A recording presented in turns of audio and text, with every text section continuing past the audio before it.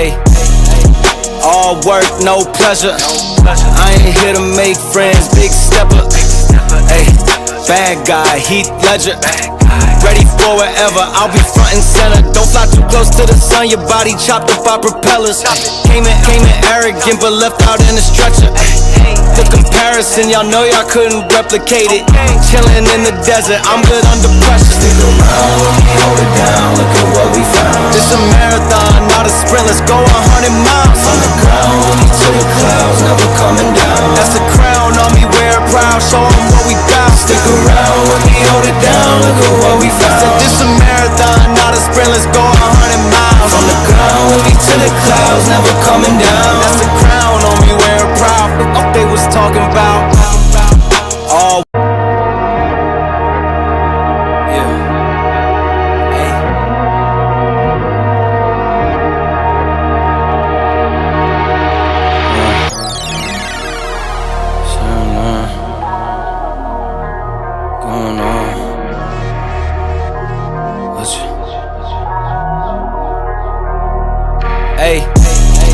all work, no pleasure.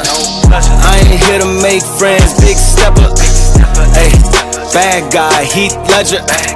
Ready for whatever, I'll be front and center. Don't fly too close to the sun, your body chopped up by propellers. Came in arrogant, but left out in a stretcher. The comparison, y'all know y'all couldn't replicate it. Chillin' in the desert, I'm good under pressure. Stick around when we hold it down, look at what we found. This a marathon, not a sprint, let's go 100 miles. On the ground, when we to the clouds, never coming down. That's the crown on me, wear it proud, show 'em what we bout. Stick around when we hold it down, look at what we found. Said this a marathon, not a sprint, let's go 100 miles. On the ground, when we to the clouds, never coming down. That's the crown on me, wear it proud. What they was talking about. All work, no pleasure. I ain't here to make friends, big stepper. Hey, bad guy, Heath Ledger. Ready for whatever, I'll be front and center. Quick to sever, however, whoever. Raining from above, we shooting down through your umbrella. Ayy, getting fed up, nothing you could tell us. Snapping every shot I take, just wait till it develops. Stick around when we hold it down, look at what we found. This a marathon, not a sprint, let's go 100 miles. On the ground, when we to the clouds, never coming down. That's the crown on me, wear it proud, show 'em what we bout. Stick around when we hold it down, look at what we found. Said this a marathon, not a sprint, let's go 100 miles. On the ground, when we to the clouds, never coming down. That's the crown on me, wear it proud. What they was talking Stick about. around when we hold it down, look at what we found. From the ground, when we to the clouds, never coming down. Stick around when we hold it down, look at what we found. Said this a marathon, not a sprint, let's go 100 miles. From the ground, when we to the clouds, never coming down. That's the crown on me, wear it proud. What they was talking about.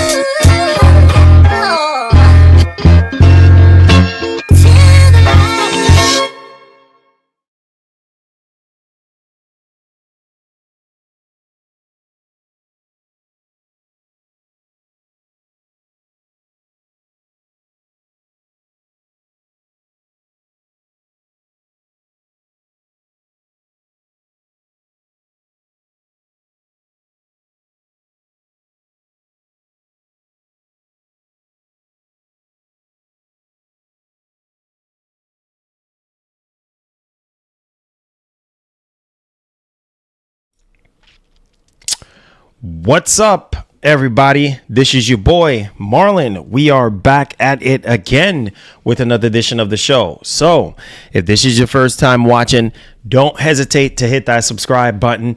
Turn on that post notification bell so you never miss out on the daily updates that we have in the land of PlayStation and Xbox as well as PC. If that is something that intrigues you, then this is the place for you. Welcome back to the channel, guys. All right, man. How you guys doing? How are you guys doing, man? You guys should be hyped. Today marks the official day of CES 2025, man. The Consumer Electronics Show is going down today, man. Lots of stuff is happening. We have AMD going up, I think, at 1 o'clock today. And we also have, who else? NVIDIA later on tonight. Get ready with the 50 series. And also the 50 series GPUs and laptops are going to be going down later tonight. And then we also have Sony as well today. And then a host of other companies will be unveiling their next pieces of tech in this gaming space, man, in this technology space. So definitely looking forward to that.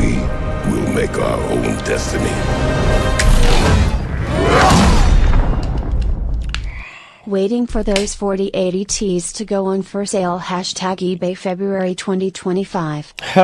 Yeah, I saw yesterday I made a video talking about the 5090 and the VRAM and all that situation, and I saw somebody commented saying something about people are selling their GPUs on Facebook Marketplace right now for like way less. I'm guessing to prepare for all this. I just feel like I'm just going to say this, man. Just like with every console generation, you typically have maybe 5, maybe 6, 7 years to kind of save up for the next generation because you already know the next generation is going to come.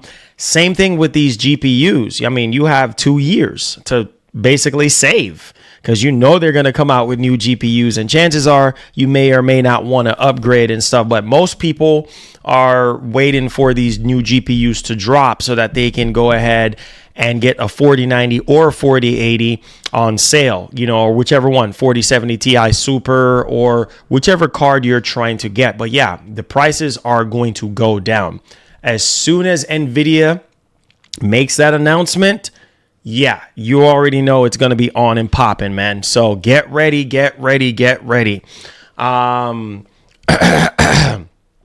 So what's up, Brokey? What's going down, man?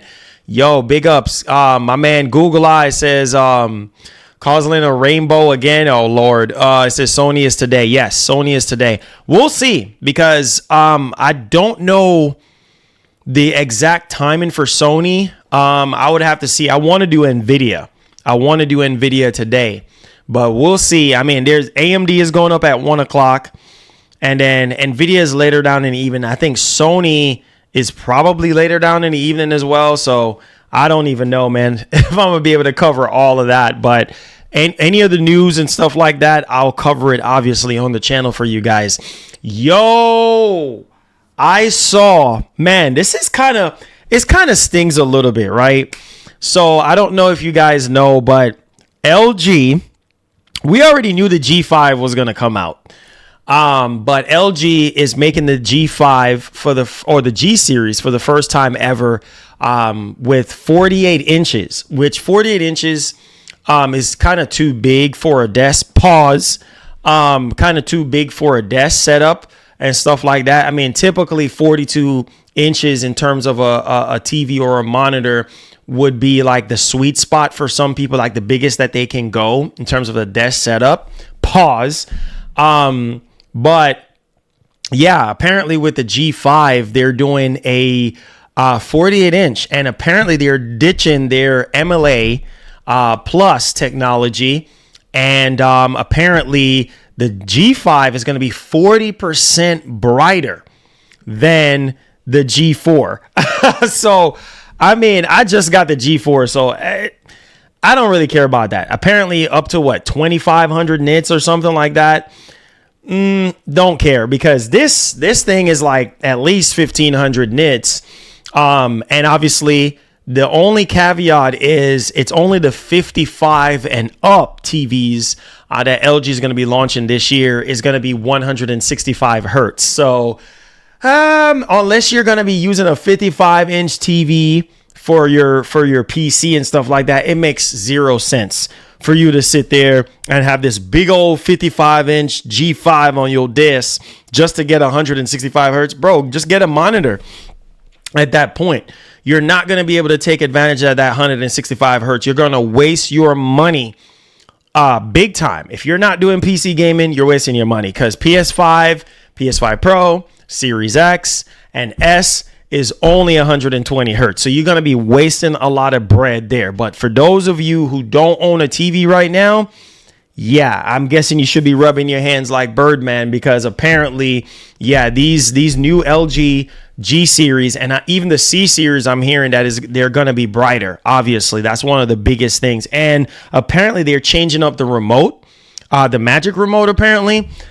So that's pretty cool there. But yeah, tons of stuff going on, man. Like we're going to try to cover at least 4 pieces of news specifically surrounding CES. Like, we have so much crap to talk about when it comes to CES this year. So I got you guys on top of all the general news and everything like that. So I appreciate you guys. Make sure you give the stream a thumbs up. Also, there's this company that is making, it's sort of like a Joy-Con holder. So basically you slide your Switch, like your Switch OLED, into it, and it's pretty much like it has Hall effect sticks on it. And yeah, I'll cover that for those of you who maybe want something like that. I know some of y'all are probably gonna be like, yeah, just wait for the Switch 2 at this point. But man, the leaks for the Switch 2 is ridiculous. Apparently a lot of people are saying that it seemed like it has a mouse sensor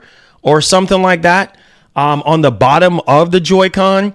So it seems as though that you can use the Joy-Con, at least maybe one of the Joy-Cons, as a mouse. That's like the latest leak. I mean, like, all these leaks are happening, bro, and Nintendo ain't saying nothing. Some people are going on as far as to say that they need to just go ahead and announce the Switch 2 already, because all these doggone leaks. And interestingly enough, apparently with the Joy-Cons leak, I guess somebody was able to put in the serial number, and they end up finding out that it is actually a real thing. You think Sony will ever adopt AMD FreeSync? I don't think so, because they have PSSR. So kind of no need for AMD FreeSync when you have PSSR. You know, PSSR is their own upscaling technology. So yeah. Let's see here. It says Sony is going to be at 10 p.m. here in Brazil. Ooh, that's late. Sony is at 5 p.m. PST. I don't think I'm going to be able to do Sony. I mean, 5 p.m. PST, I would have to see. But I can tell you one thing. I will be doing NVIDIA, though. I definitely will be doing NVIDIA. Could Nintendo be? Nah, they're not going to be there at CES. No. No. Let's see here. It says, I was giving you a compliment on your hoodies. Yeah, thank you, man. Appreciate that. Let's see here. It says, yep, I saw those Joy-Cons to leak photos. Yeah, bro. Yeah. It's, I mean, everybody is talking about it, but apparently they're saying it's legit, because Nintendo have some sort of website where you can go and register your products for warranty. And apparently the serial number on the actual Joy-Con, they were able to put that in there and realize that it was a legitimate product or something like that. Some people went on as far, well, you can 3D print that, but the way how it's engraved into the actual Joy-Con, a lot of people have it to say that, well, yeah, no, there's no way you can just 3D print that like that. So people are saying that it's legit at this point. I think Nintendo just need to hurry up and get this thing out, because, man, the leaks are out of control, bro. The motherboard, the SoC, I mean, the Joy-Con, the dock, I mean, every freaking thing, bro, is just being put out there. So, I mean, I don't know, man. I just don't know. I said, Marlon, I heard you got that 4090. Where's the stream? I thought you were going to see some gameplay, bro. I said, I want to see how crispy them look. Hey, man, stay tuned for that one, though. Let's see here. So Nintendo is dropping that Switch 2 reveal at any moment now. It would be safe to assume so. If it's not this month, then they're really pushing it, because I don't know, man. Every day is another leak. You know, every day something is getting leaked out of the factory. You know, like, I'm not believing anything until when Nintendo officially announce it, but good God, all these Nintendo channels, bro, every time you look up, it's another Switch 2 leak. And it's like, bro, like, what the heck is going on? Yo, yes, we're going to talk about this new Xbox. I knew some of you guys are going to be pissed. A lot of people on Twitter right now is furious. I knew this was going to happen, bro. We knew about this. Those of you who have been, oh Lord, we got to talk about this that just popped up a while ago. Those of you who have been, longtime fans of Xbox and stuff like that, man, you already know the drill, bro. You already know the drill, man. When I saw this, I mean, we've been covering the rumors about the next generation of Xbox, and we knew that it was going to be dropping in 2026, according to the rumors. And that is way too soon for a next gen system. I'm just going to keep it real. Some people just bought Series X's, bro, because of Indiana Jones, because of Hellblade, maybe because of Starfield, whatever the case may be. And the Series X is so unappreciated. I can't tell you how many times I've been sitting here talking about the same doggone thing over and over again. Like, for some reason, they did the same thing with the One X. The One X had so much potential, and then for some reason or the other, by the time the One X, had a chance to hit its prime, it was taken away. You know what I mean? Like, it just didn't have the time to really, really shine. I mean, it was a beast of a console, so we didn't necessarily, get the fullest potential of the machine. So it's kind of like, man, it sucks. But here we are again, talking about a next generation Xbox. Some people feel like this is a waste of time because everything is an Xbox now, and we can play Xbox on any device. So this, and then also to the recent report that we were hearing about Dr. Sirkin Toto, the analyst, the legend, Dr. Sirkin Toto, pretty much coming out basically saying that this is the year that Microsoft is going to be going all in. I did report on that on Friday for you guys, so make sure you check out that stream. But essentially, he was saying that this is the year where Microsoft is going to be going all in with a lot of their games going to PS5 and Switch and other platforms. A lot of people did not like to hear that, but man, the reality is this, bro. Like, they trying to recoup that money that they lost on the Activision Blizzard King deal. You see what I'm saying? They got to recoup that money, bro. That's $69 billion out of their account. They have to find a way to recoup that. So, and most people are even saying, man, what's up with all these season passes and, stuff with COD right now? COD is not even the same, all sorts of stuff people are saying right now. You know what I mean? Obviously, they're trying their very best to recoup that money at all costs. So right now, coming out with another Xbox, I really hope. Some people are having to say that, well, they're doing this because they want to leave the Series S situation behind them. Like, they want to put the Series S situation behind them because people are saying, well, Series S is holding back the generation, blah, blah, blah, yada, yada, yada, this, yada, yada, yada. But, bro, I already knew about this already from the rumors from a couple years ago, basically talking about, 2026 is when the next generation Xbox, obviously this puts the next generation Xbox 2 years ahead. 2 years, sorry, not 2 years ahead, 2 years before Sony comes out with the PlayStation 6. And this could be a good thing and it could be a bad thing, right? Good in the sense that, hey, they launch first before Sony and get that 2 year head start and really actually do something, major. And also, too, this goes back into what I was saying I don't think Microsoft should put all their games on PlayStation. I feel like, because on top of what Dr. Shirkin Toto was saying, he was basically insinuating that, Gears E-Day and Fable could be coming to PlayStation as well with the PlayStation 5. So I'm like, bro, Gears E-Day and Fable should be exclusive. Those games should be exclusive. Halo, Gears, and Forza, those are the holy grail games. Like, those games should stay at the heart of Xbox. Port everything else over, but keep those games as a way of saying, hey, you know what? If you want an Xbox, everything is an Xbox, but if you want an Xbox console, this can incentivize you to buy the Xbox console. You get what I'm saying? Like, these are the games that we're going to keep at the core of Xbox. It's just my opinion.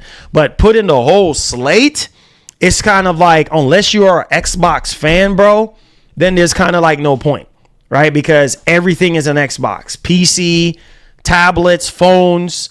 I mean, look at LG right now. The CES commercial right now is, this is an Xbox. No joke. I'm fixing to show y'all that right now. The LG G5 is an Xbox. Like, I'm not kidding you.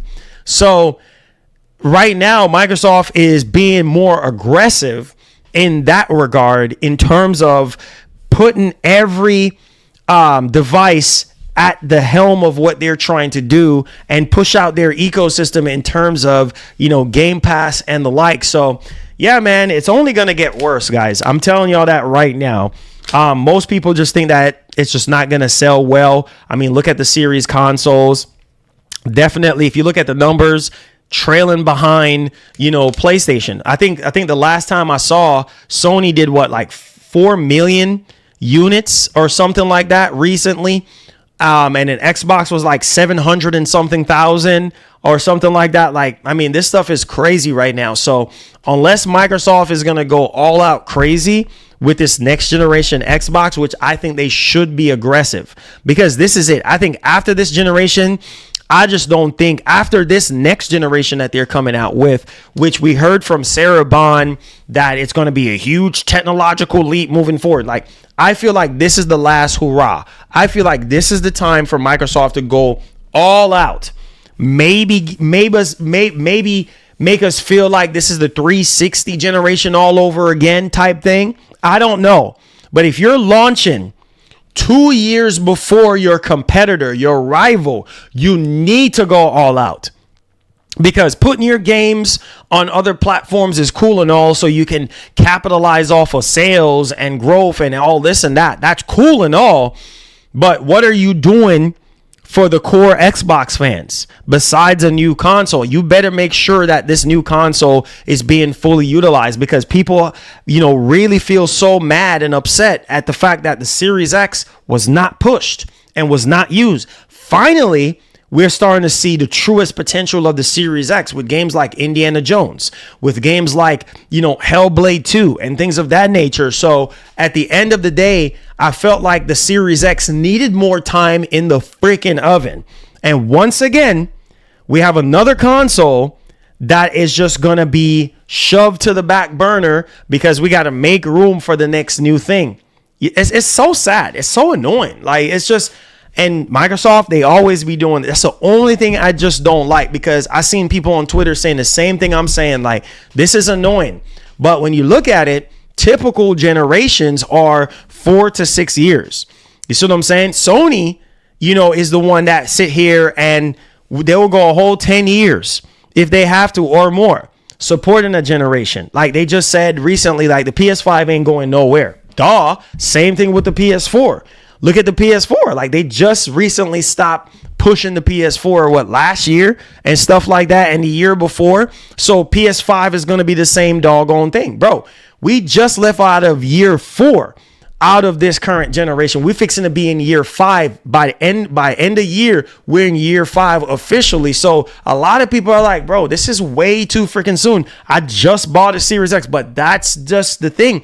Even with PS5 Pro, it's the same doggone thing, to where some people are like, dang, now you coming out with a mid-generation refresh when I just bought a freaking PS5, or I just bought a PS5 Pro. You know what I'm saying? Like, it's just, that's just the way it is, man. I'm sorry. There's no right or wrong way to do this. It's just getting where you're fitting at. It's the same thing with technology. Same thing with graphics cards. Same thing with TVs. I just got that G4. Guess what? G5 is about to drop in Q1 2025 this year. So you can never be prepared for this stuff, bro. It's just like, you just got to buy whatever you think is right for you and just roll with it. But there's really no main incentive right now to buy a next generation Xbox unless you're a console gamer, unless you are a diehard Xbox fan. Other than that, other than those two scenarios, there's no point, because everything is an Xbox, period. End of story. So let's do a quick, I just want to get that out the way so people can understand what the heck is going on. So make sure you guys hit the like button. We got a lot of stuff to talk about today. Do me a favor, give the stream a massive thumbs up. Subscribe to the channel if you're brand new. Hope everybody is doing well. Hope everybody is staying warm as well, because it's cold out here, bro. It's cold because it's very windy, but yeah, I've weathered, colder situations like this, but it's cold. It's cold outside right now because these heavy winds that we've been getting. But nevertheless, let's go ahead here and let's dial in. So we're going to be talking about this rumored Xbox next generation console called Xbox Prime. Some people have it to say, what is this, a Xbox Pro console? Like, really? This early? I'm telling you, all over Twitter right now, that's all people are saying. Way too soon. And apparently this is supposed to be launching alongside the next Call of Duty game. All right, so Call of Duty 2026, you already know they're going to be launching it alongside that. Who knows? Maybe they might move the needle a little bit with that, but we're going to be talking about that report here today. We're also going to be talking about GTA 6 and how it seems from a developer that GTA 6 is once again going to be coming out in 2025. So buckle up, pay attention to that story here today. We're also going to be taking a look at a new Xbox Dualsense Xbox. Now, we heard about the patent for a new Xbox controller, like official Xbox controller, right? That is going to be having like the haptics and things of that nature. So there's that, but we also have a new Xbox controller that, man, it's basically a Dualsense. So, yeah, we're going to be talking about that joint here today. We're also going to talk about something that I feel is probably going to piss a lot of you PC dudes off, but hey, I'm just the messenger. And it seems like they're picking up NVIDIA's habit. Marlon, what are you talking about? Well. Apparently one of AMD's slides for their presentation today got leaked out. And it's showing that FSR 4, buckle up, put on your seatbelts, boys. Make sure your seatbelts are clicking in. FSR 4 will only be for the 9000 series. Marlon, what? No, Marlon, no. No, Marlon, no. They're picking up NVIDIA's habits. Pause. Listen, bro. Yeah, all good things got to come to an end. Remember with FSR 3, that was the beautiful thing about how they made it available for pretty much almost everybody with 6000 series GPUs, 7000, even all the way down, I think, to like 5000 series or something like that. So the fact that AMD is like, you want FSR 4? Go out there and get you a 9000 series GPU and stop playing with us, bro. Look at AMD. Look at NVIDIA. Look what NVIDIA was doing with frame generation. It's like, oh, y'all boys think y'all slick. Y'all boys on that 3000 series, y'all boys think y'all slick. Y'all boys really think that we're fixing to give y'all, frame generation on 3000 series GPUs? Boy, get out of here. Nah, homie. You're going to have to upgrade to the 4000 series. And so, could AMD be picking up this kind of habit, bro? A lot of people are pissed off, dog. So, we going to talk about that one here today. So it seems as though that this could be something while worth talking about. Also, on top of that, we're going to talk about a new PS5 system update schedule moving forward. Very important for you PS5 owners out there to pay attention to this. We're also going to be talking about the AMD Ryzen Z2 series. AMD is going down at 1 o'clock today. Basically, going over the whole Z2 line for their for handhelds and things of that nature. The Z2 Extreme, the Z2 chips, all of that. We're going to be going over those specs here today and shift up with free PlayStation 5 Pros, man. That's definitely a massive W there. Giving out free PlayStation 5 Pros to their employees. I think that's a huge W. So we're going to be talking about that here today. And we're also going to be dialing into Resident Evil 4 Remake. Oh my God, 9 million copies. If it makes money, it makes sense. Why do you think Sony, the rumors that we heard recently about Sony bringing back, classic IPs, Colt, shout out to my man, Andy Robinson, Colt IPs, classic IPs, big IPs from the past. Why do you think that they're trying to be even more aggressive? We've been talking about this for years. I've been talking about this for years, that Sony need to dig in their bag. They're messing up their bag. You got Infamous, Warhawk, Starhawk, whatever the friggin' case may be. SOCOM, Killzone, stop messing with your bag. Look at Capcom. Capcom over here swimming in the dough, bro. Listen, they've been releasing these games for like 20 years, 15 years, 25 years, and making ridiculous amount of money off of these remakes. So Sony, you better stop sleeping and start waking up, because it's money to be made out here if you remake the right games and reboot the right franchises. People will be aboard for that, but I don't know. I literally just don't know. But hey, we'll see what ends up happening, man. All right. So, yes, NVIDIA is later on tonight. So I'm going to try to stream that for you guys. NVIDIA, I believe, is like 8 o'clock or something like that, Eastern time. So I'll try to stream that one later today. Sony, on the other hand, yeah, I think Sony is going to be like 6 or 7 o'clock. We'll see how it turns out, if I can do because of my scheduling and stuff. We'll see how I can turn things around for you guys. But lots of stuff going down today. Today is a very, very busy day. If you're a tech YouTuber, yeah, you got your work cut out for you. So let's stop wasting time. Let's get right off into it. Hit that like button for me. And somebody said SOCOM is incoming. Oh boy. Man, I would love that though, man. A lot of people, kind of miss SOCOM and stuff like that. Warhawk. I mean, we've talked about that a lot on the channel, guys. We talk about Warhawk. We talk about MotorStorm, Infamous, Killzone, Resistance. Man, there's so many. Twisted Metal. Come on, like Sony playing around, bro. Like there's so many classics. PlayStation Battle Royale. Come on, guys. Come on. So yeah, it's a lot, man. It's a lot. You say you think Killzone is next? That would be cool if it's Killzone.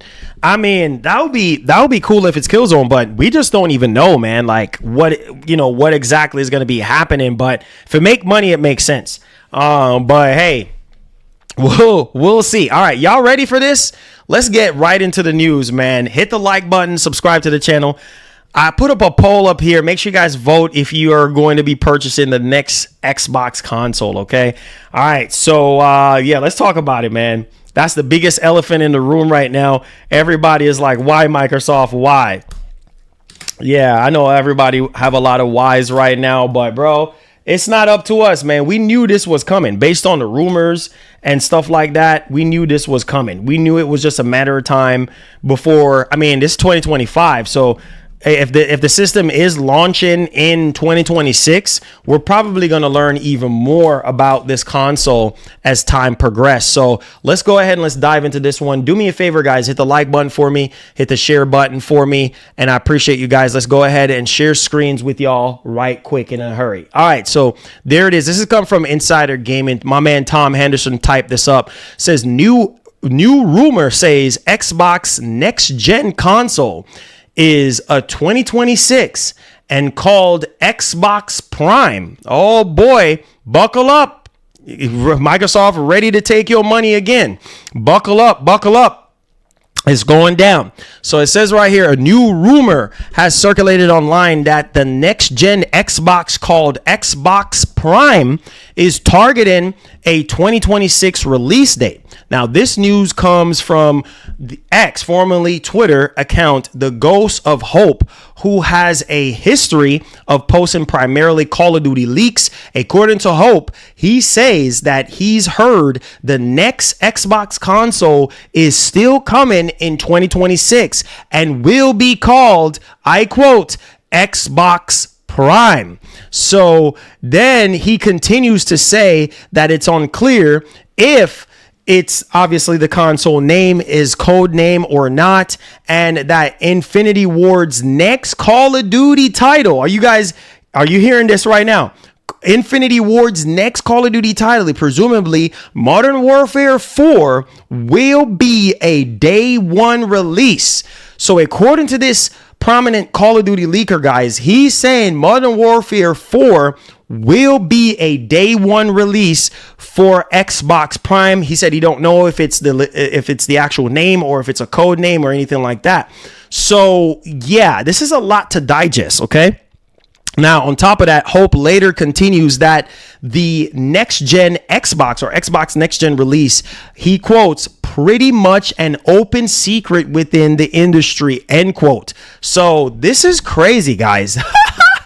Man, it's where there is smoke, there's definitely fire. We've been hearing about this, for a long time. And basically right here, if the rumor proves to be true, it suggests that we could be hearing about the next generation Xbox sooner rather than later, possibly by the end of the year. Whoa! That's going to piss off a lot of freaking people. Oh boy, here we go. He says, as for whether the rumor is true, Hope has had a history of posting Call of Duty leaks and is known to have sources within Activision and Call of Duty development teams. Whoa, so this boy here, or this man, or whoever this is big dog, you know what I mean? And with the company now owned by Microsoft, it's entirely plausible that he's been given the information from a developer working on the next gen version of Call of Duty 2026. Oh boy. So this one right here, guys, might be holding some water. Right down here, it says, as of September 2024, the Xbox Series S and S has sold 29 million consoles, guys. Only 29 million units. Half of PlayStation 5, 60 million units. So think about that for a second, guys. I want to reason with y'all right now. I know Microsoft don't care about numbers because they don't report on numbers, right? But the Series console is as of September is basically 30 million units, right? So how much do you think this next generation Xbox is going to sell? Obviously, some people are having it to say, well, they got Call of Duty now, Marlon, so that's going to help move some units, especially if they ditch this whole stripped down version of a secondary SKU, aka the Series S. If they just come out with a more powerful console and have a handheld launching alongside it, which I guess the rumors were kind of indicating before that they're going to have a home console and they're also going to have a handheld right next to it. But I don't know, man, unless Microsoft turn things around, bro.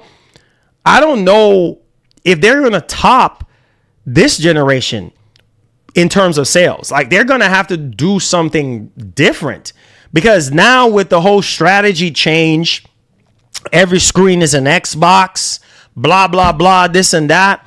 It's kind of very evident that Microsoft's focus is not on the Xbox console anymore. Their focus is, we need to get as many gamers playing our games as much as possible. Hence why they come up with that new strategy. Every screen is an Xbox. So I don't know, guys. I just don't freaking know, man. Like, Game Pass is obviously their bread and butter, will remain their bread and butter moving forward. So I just don't know, man. Like, we already know, we talked about the specs of the next generation Xbox and things of that nature. Zen 5, this and that, RDNA 5, FSR 4, this and that, yada yada. So it's going to be a beast on paper, and and also too, this is going to be launching a year potentially after GTA 6. And maybe around that time, it will be almost time for it to come to PC. But still, that can also help move some units. I think GTA 6 will help sell that next gen Xbox as well, because obviously that next generation Xbox is going to be more powerful than the PS5 Pro. And so that's going to be so there's different caveats to this. In terms of selling this console, selling and stuff. But I think GTA 6 will definitely help out that machine. So it's going to be interesting to see once we, get closer and closer. But I can't believe by the end of this year or sometime this year, we'll learn more about the next generation of Xbox. Bro, I literally just bought that Galaxy Series X last year, bro. Like, it's crazy. As a consumer, I mean, think about it. As a regular consumer right now, during the holidays, some of y'all bought the Series S. Some of y'all bought the Series X because it was cheap. Some of y'all bought the white Series X. Come on, y'all know this already. So it's like hearing this kind of rumor. I know it's just a rumor right now. It's nothing official, but we already know when it comes to Xbox rumors, a lot of the rumors are generally true for the most part. Not all of them, but most of them are. So it's kind of like hearing this now, the idea of, Microsoft coming out with a next generation Xbox after you just for Christmas just got a Series X or S or whatever. And it's like, oh, well, here we go. So I don't know, man. I just don't know. You said RDNA 5 was canceled. AMD next arches yeah. I forgot. You're right. No, I was kind of talking about the UDNA. Yeah, I was talking about the original rumor. I was just kind of like going over the original rumor of what they were kind of saying before, but I don't know, man. I just don't know how that's going to sell. Like, I just don't know, man. Like I said, I feel like the hardcore Xbox fans right now, they feel betrayed. They feel lied to. They feel bamboozled because they're like, man, they thought that Microsoft was still going to have exclusives. You see what I'm saying? To the console, to the box. And now that's not the case. Everything is timed exclusive. Everything is up for grabs at this point. Everything is up in the air. We just don't know when or how they're going to do this. But hey, man, like Phil Spencer said, the words of Phil Spencer, there's no red line to what Microsoft is going to do in terms of their game. So I don't know, bro. I just don't know. Didn't Sarabon told that the next generation Xbox is going to be ultra fast or something? The only thing I remember hearing from Sarabon was it's going to be a huge technological leap moving forward. So I don't know, man. I just feel like a lot of hardcore Xbox fans feel betrayed because they're like, man, it's already bad enough that Microsoft shift their strategy now to everything is an Xbox, every screen is an Xbox, and put their games starting off with 4 games early last year, going to PlayStation and Switch and stuff like that. And then now the floodgates are open now to endless possibilities of games being ported over to PS5 and Switch. So it's kind of like the whole idea of exclusivity is already out the window to begin with. So it's like, bro, I just don't know, man. You said show the charts, Xbox hardware in bad shape. Man, you don't even have to look at the charts. You already know. Like, when in terms of sales, bro, like she said that on one of the interviews early last year that the next Xbox is going to be very fast. Well, we gonna see.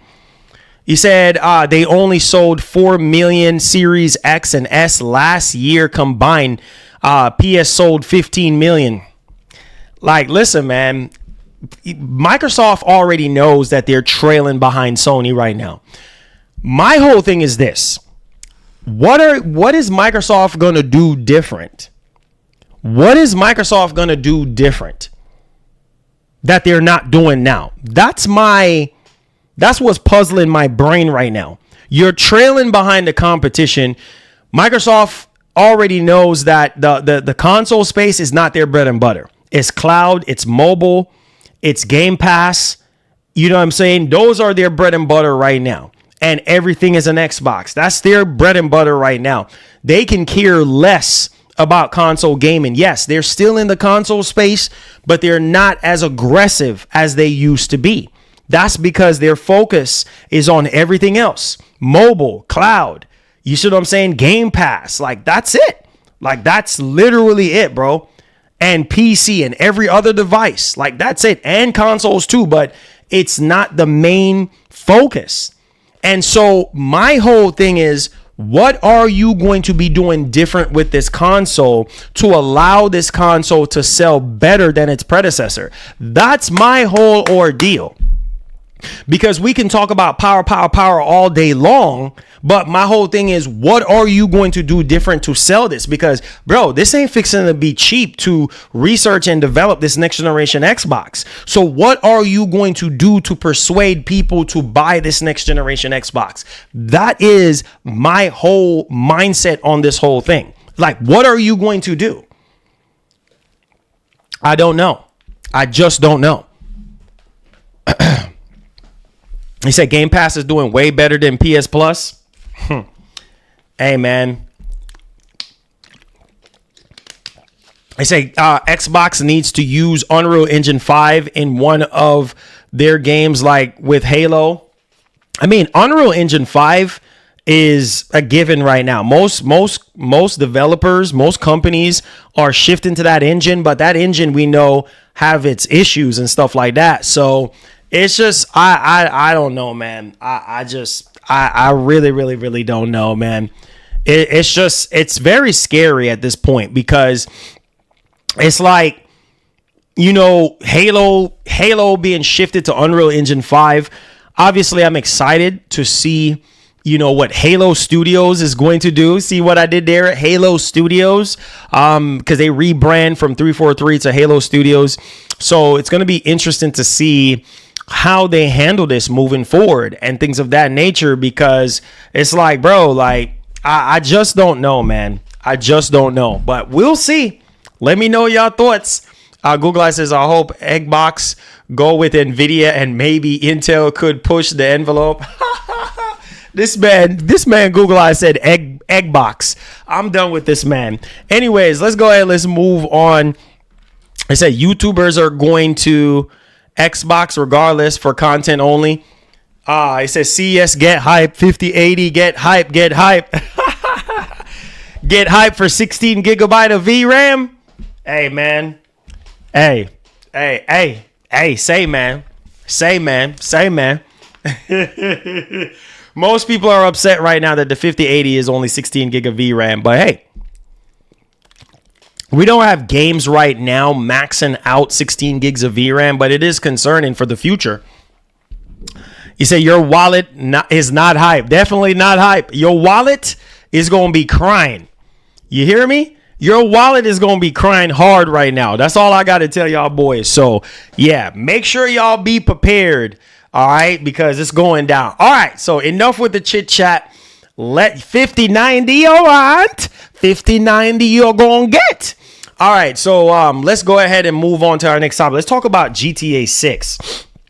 And so, yeah, GTA 6, man, a lot of people have it to say that it's going to get delayed and stuff like that, even though we had Take-Two CEO coming out multiple times, basically reconfirming that, listen, that GTA 6 is going to be coming out this year. 4 different times this man reconfirmed us that this is going to be the case. GTA 6 is going to be coming out this year. Google Eyes getting us started. Let's go. You know what? I do have to update our counter. We'll make our own destiny. Yeah, we did get another 30 more memberships, and I forgot to update it. So now we're at 639. So we're getting closer and closer to that 1,000. So let's get on with the whole GTA 6 news and things of that nature. Apparently, GTA 6 is still on track for 2025, man. A lot of people have it to say that GTA 6 is not coming out in 2025, blah, blah, blah. It's going to be 2026. Well, we got CBR.com says Rockstar Games developer shuts down GTA 6 delay rumor. And so obviously right now, we've been hearing from Take-Two CEO pretty much saying that, hey, listen, this thing is still going to be coming out. So recently, a Rockstar Games insider predicted that the wait for Grand Theft Auto 6 will be even longer, with a possible delay dragging the release date into 2026. This worried the gaming community, of course, since the wait has already felt like forever. But now a Rockstar staff member has squashed these rumors and confirmed that the 2025 release date is still happening this year. So there it goes right here. So we do have an interview conducted with a senior talent acquisition specialist, and obviously this was developed over there on LinkedIn to basically reassure fans of the 2025 window. He stated, now here's what he actually said. Let me big this up so you guys can actually see on screen. So with 2025 kicking off and shaping up to be one of the most exciting years ahead, here at Rockstar, it couldn't be a better time to have a look at our open positions and consider applying, end quote. So right there, obviously was highlighted coming 2025. So a lot of people are looking at this as, confirmation that, GTA 6 is dropping in 2025, which obviously he didn't go into depth and say, oh, GTA 6, but people are looking at this like, hey, this seems to be the case. Like, the game is still going to be happening in 2025. On top of that, we heard from the Take-Two CEO Strauss Zelnick that, the game is still coming out. In a recent interview that was done recently with a YouTuber, basically he said, hey, listen, the game is still going to be releasing in 2025. So if Take-Two CEO is saying that, I will believe the CEO before I believe, any of these insiders at the end of the day. So we will see, what ends up happening. Do y'all think that GTA 6 is coming out in 2025? Let me see in the comment section down below, man. Let's get it popping. All right. So yeah. I say September, October. I could see it. I don't know why I believe that it's going to drop in November. I think GTA 6 is going to drop in November, bro. I think it's a November release. That's just what I think. I think it's going to be a November release. That's just my belief. I think it's going to drop like late November 2025. That's just my ordeal on it, but I'm holding on. I'm about 90% sure. There's like that 10% side of me that's like, it's a possibility. Anything is possible, but I'm at least 90% sure that it's dropping this year. Obviously I could be wrong, but I think it's still, if anything can happen during development and stuff like that. But I still do believe that it's going to be dropping this year, bro. Like, I still do believe that, which is going to be huge for everybody. All right. So get your pocketbooks ready. Ooh, boy. Y'all ready? Y'all ready? Y'all don't think y'all boys are ready, man. Y'all boys ain't ready, bruh. I need y'all to get ready so you don't have to be ready, man. Let's get on with our next topic. This is the Xbox Dualsense controller, baby. Oh boy. Get them pocketbooks ready, because this is the year, boy, where technology is coming to take all your money away. All right. No, Squid Games 2, no. All right. Let's get on with it. Boom, there it is. Oh, doesn't that look like a hybrid of a Dualsense smashed in with a Xbox controller. There it is. So Hyperkin unveils redesigned PS5 style controller for Xbox. Woo! And we have a trailer, guys. Y'all ready?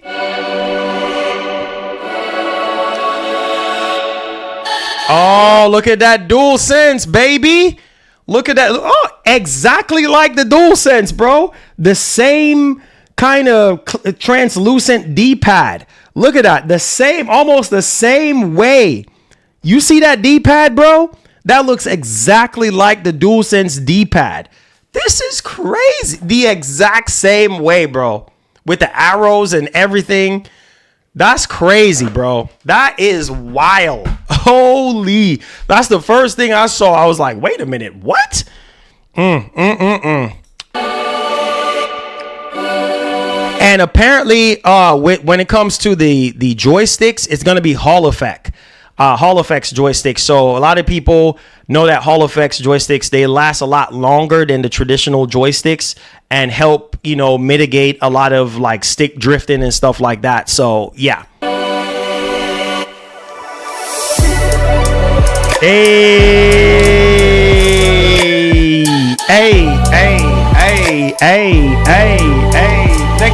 check it out. Yeah. Team Green, yeah. Team Green, yeah. Team Green, yeah. Team Green.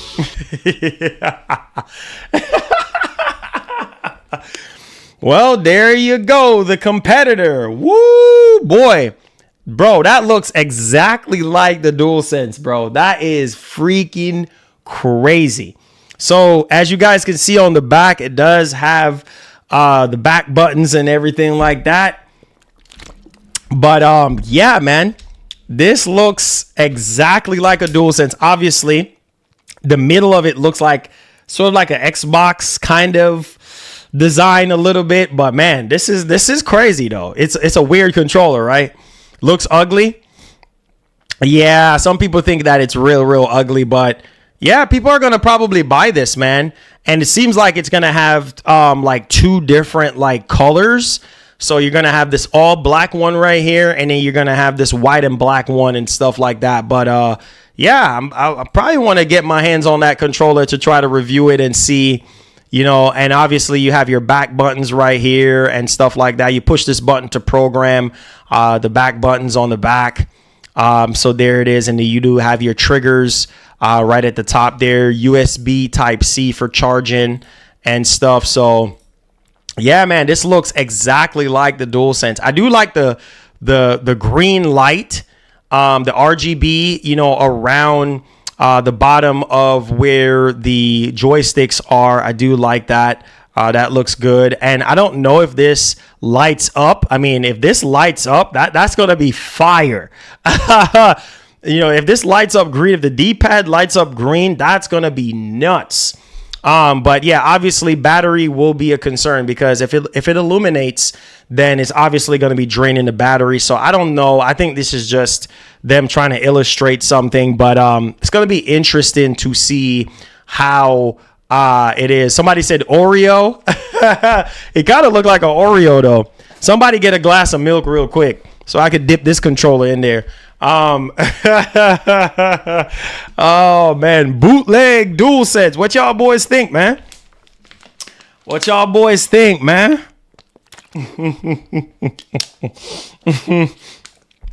What y'all boys think, man? Like, this is crazy. So yeah, we got some info on this bad boy, and yeah, man, Hyperkin seems like they're going to be, you know, dropping this bad boy, I think Q2 of 2025. Obviously, it's going to have Hall Effect thumbsticks positioned as they are on the PS5 Dualsense, and mimics the D-pad design and face button layout from Sony's gamepad, but rather than a little pill-shaped start, obviously, and select buttons and rounded ones, obviously some little rounded ones, and a dedicated mute button on there.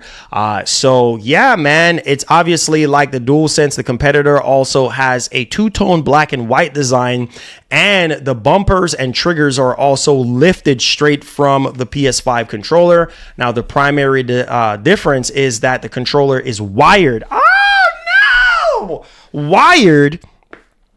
Oh my man, this is whack, bro. Being positioned as an option for competitive players. I get it. But still, like, hence its name, competitor. Duh. Okay, I get it. And it's missing a touchpad, instead sporting an Xbox guide button front and center.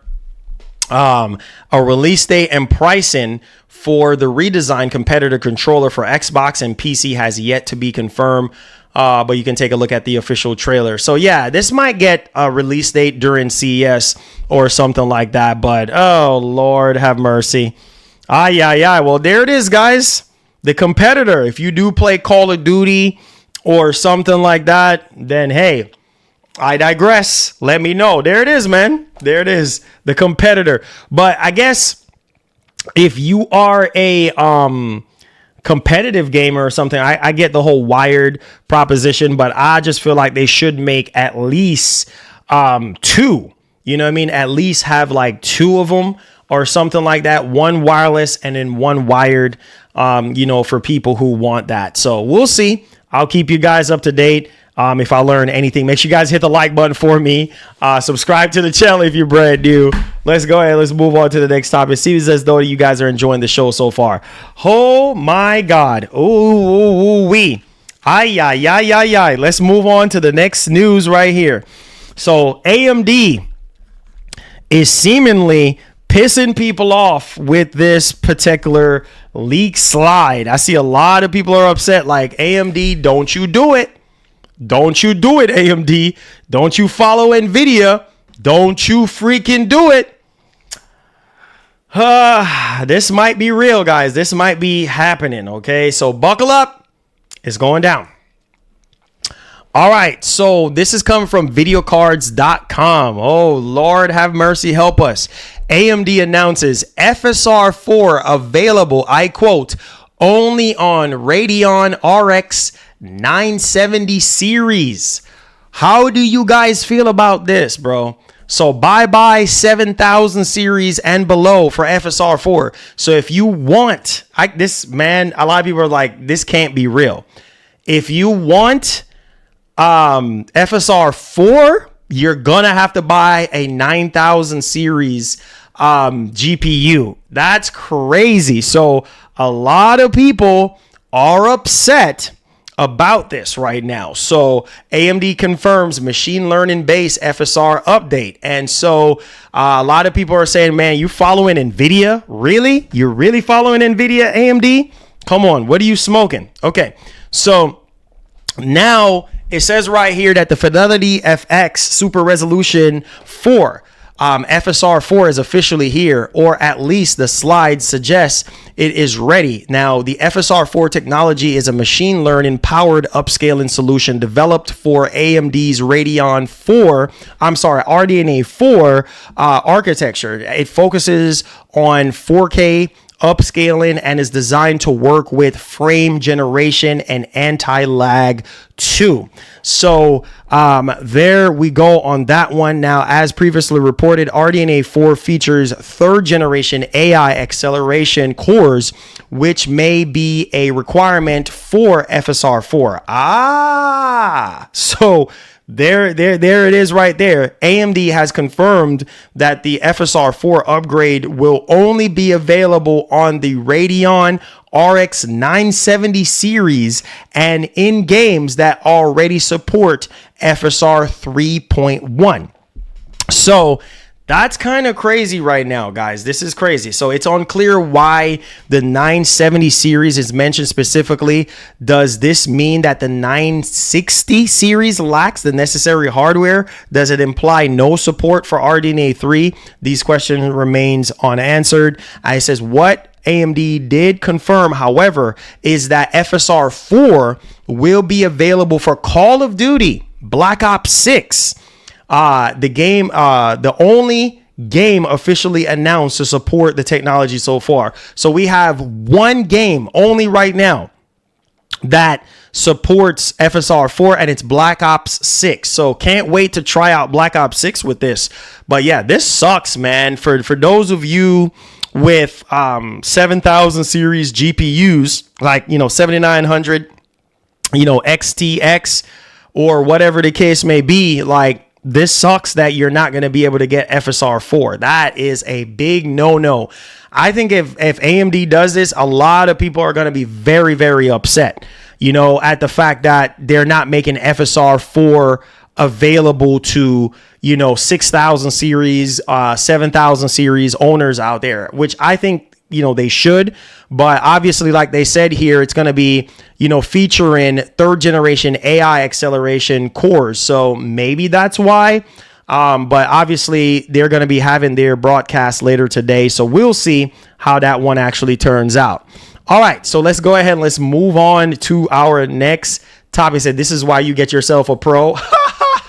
Yeah, for some people, man. Now, new to AMD, new to you. Oh Lord. That's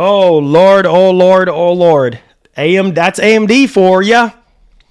All right. So let's go ahead and let's move on to our next topic. Let's talk about the new PS5 update schedule here. So I think this is very, very good, because we know that Sony likes to take their sweet, precious time with a lot of these system updates. And obviously there are some things that people really want to be added to PS5 and stuff like that. So yeah, I mean, let's go ahead and let's dial into this one. All right.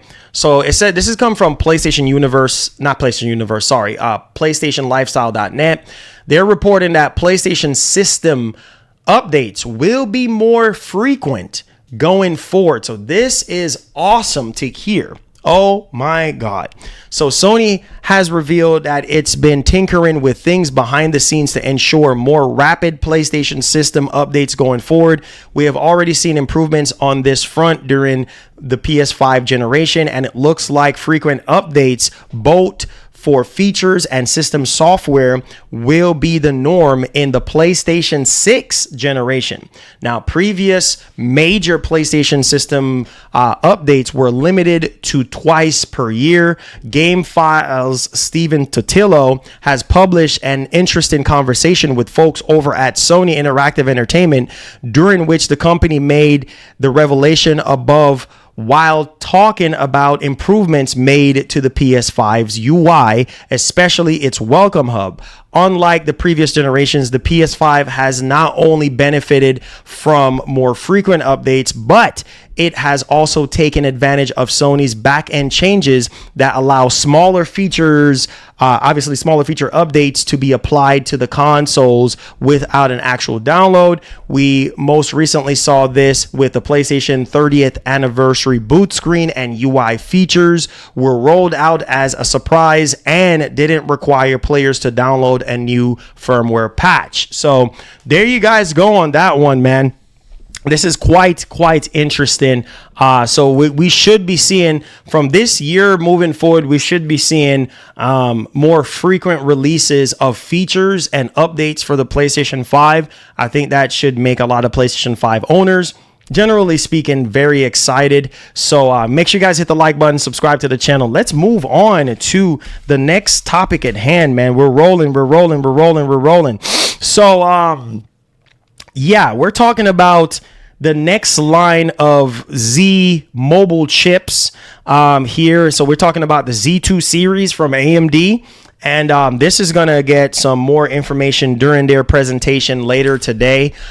So let's go ahead and let's talk about it right here. We're getting so much CES 2025 news and information coming out. So just wanted to update you guys. So right here, this is come from videocars.com. They're literally on fire with all this stuff. AMD introduces Ryzen Z2 series. AMD Ryzen Z2 for gaming handhelds official. The new generation of Z series to feature 3 different CPU architectures. So you do have at the top the Z2 Extreme with 8 cores, 16 threads, 5 gigahertz max boost, 24 megabit cache. Obviously, you do have 15 to 35 watt CDTP, and then you also have 16 graphics cores, and then you also have the Z2 processor here with 8 cores, 16 threads, 5.1 gigahertz max boost, 24 on the cache there, and then 15 to 30 watt there on the CDTP, and then you also have 12 cores on the graphic side there. So, and then you also have the Z2 Go, which has 4 cores, 8 threads, and then 4.3 gigahertz max boost, 10 megabyte on the cache, 15 to 30 watt there on the TDP, and then also 12 on the graphics cores there. And this will be available Q1 2025. Now, it seems as though on the slide they put the Steam Deck, and a lot of people have to say that, well, the Z2 chip or the Z2 Extreme or something like that is going to be in the Steam Deck. Well, it seems as though that's not the case. So apparently they're saying that there is and will be no Z2 Steam Deck. Guessing the slide was meant to say the series is meant for products like that, not announcing anything specific. So there is that one, man, because we know that, Lenovo is getting ready to launch a whole catalog of handhelds, at least 3 of them in the Go series there. I know Asus is going to be coming out with the Ally 2 or something like that. So it's going to be interesting to kind of see. And an MSI with the claw, obviously that's Intel. But yeah, AMD just basically gave us the full shebang right here. So there you go, man. All right. He said, Marlon, I am joining what's Microsoft Prime. That's funny. Okay, let's go ahead. Let's move on to our next topic. Hit that like button for your boy. Now, this is the season to be given, man. Shout outs to Shift Up, man. This is not the first time that I've seen Shift Up done this. I believe when the PS5 was coming out, I believe they actually gifted or a little bit after the PS5 came out, they actually gifted their employees a bunch of PS5 consoles. And so yeah, this is fantastic, guys. Holy freaking cow. So let's take a look at this here. It says right here, Shift Up, obviously the developers of Stellar Blade. It says right here that Shift Up gifts its employees with a PS5 Pro. $3,400 bonuses. Like, that's crazy. That is so crazy right now. So it says right here, Shift Up, the developer behind PS5 celebrated action games Stellar Blade, treated all of its workforce to a PS5 Pro. That is awesome. And a $3,400 end of year bonus, about 5 million won. So that is nuts, bro. That's a huge W. It said the studio presented the console gifts to its 300 strong workforce during an event. And so, yeah, this is awesome news, man. This is awesome that they, decided to give out PS5 Pros and then also give out a bonus. So, yeah, that's pretty cool stuff, guys. Pretty cool. That's how you take care of your developers, man. You take care of your developers so that they can eat good. You know what I'm saying? Yeah. Especially when they put in the work, they definitely do deserve that. 100%. All right. So let's go ahead. Let's move on to our next topic, man. Hit that like button. Subscribe to the channel if you're brand new. Let's go ahead and let's push forward here. We're trucking along. All right. So check this out, man. This is crazy. This is why I say remakes. You remake the right game and it will sell like Crazy. So this has come from WCCF Tech. It says Resident Evil 4 Remake has sold 9 million units. Whoa, 9 million units, bro. Holy. Congratulations to Capcom. Said this morning, the Japanese publisher and developer Capcom announced that Resident Evil 4 Remake has sold over 9 million units since its debut in late March 2023. It's no doubt a remarkable result, especially when considering that the game is essentially the same as the 2005 classic from a content standpoint. So, wow. That is crazy. That is crazy. So 9 million units, bro. 9 million units. That's why I said, like, you know, Sony, they're gonna have to dip in the bag, man, and come up, because this is nuts. This is nuts, guys. This is nuts. So let me know y'all thoughts in the comment section. What do you guys think? Hit that like button for your boy. Hit that share button. Let's get into the Q&A. We're officially in the Q&A portion of the show, man. Wow. So what do you guys think about the Xbox Prime? What do you guys think about the Xbox Prime? Will you purchase the Xbox Prime? Will you purchase the Xbox Prime? Microsoft rumored next generation console. I tell you, boys, I tell you, it is going down. It is going down. Yes, I did talk about the LG TVs. Oh yeah, let me show y'all this. This was on no. Oh yeah, this is what I wanted to show y'all too. Hold on 1 second. This is what I wanted to show y'all. So I don't know if y'all are gonna be even interested into this. But I saw this from Wario64 and I was like, man, let me show y'all if you're interested in something like this. So this is something, basically the company is called CRKD Nitro, or no, CRKD. I'm guessing that's the name of the company. And they're making some sort of like handheld controller for the Switch and the OLED model, to where you can dock it. And you do have like zero stick drift issues. Stuff right here. There's like a host of other stuff that comes with this, but I don't even know. Hello Marlon, how was your day and how is your family doing? Oh man, we're doing great, Nighthawk Afterburner. Thank you so much for being a member. Happy New Year, man. Thank you so much for being a member for 50 months, man. I appreciate you. God bless. But I don't know how many of you guys are going to be buying this for $59. I think it's kind of a little too late for something like this, in my opinion, considering that we're so close to the Switch 2. But nevertheless, yeah, there's that one. Also, too, I wanted to bring this to y'all's attention. Let's see here. Oh, would you look at this?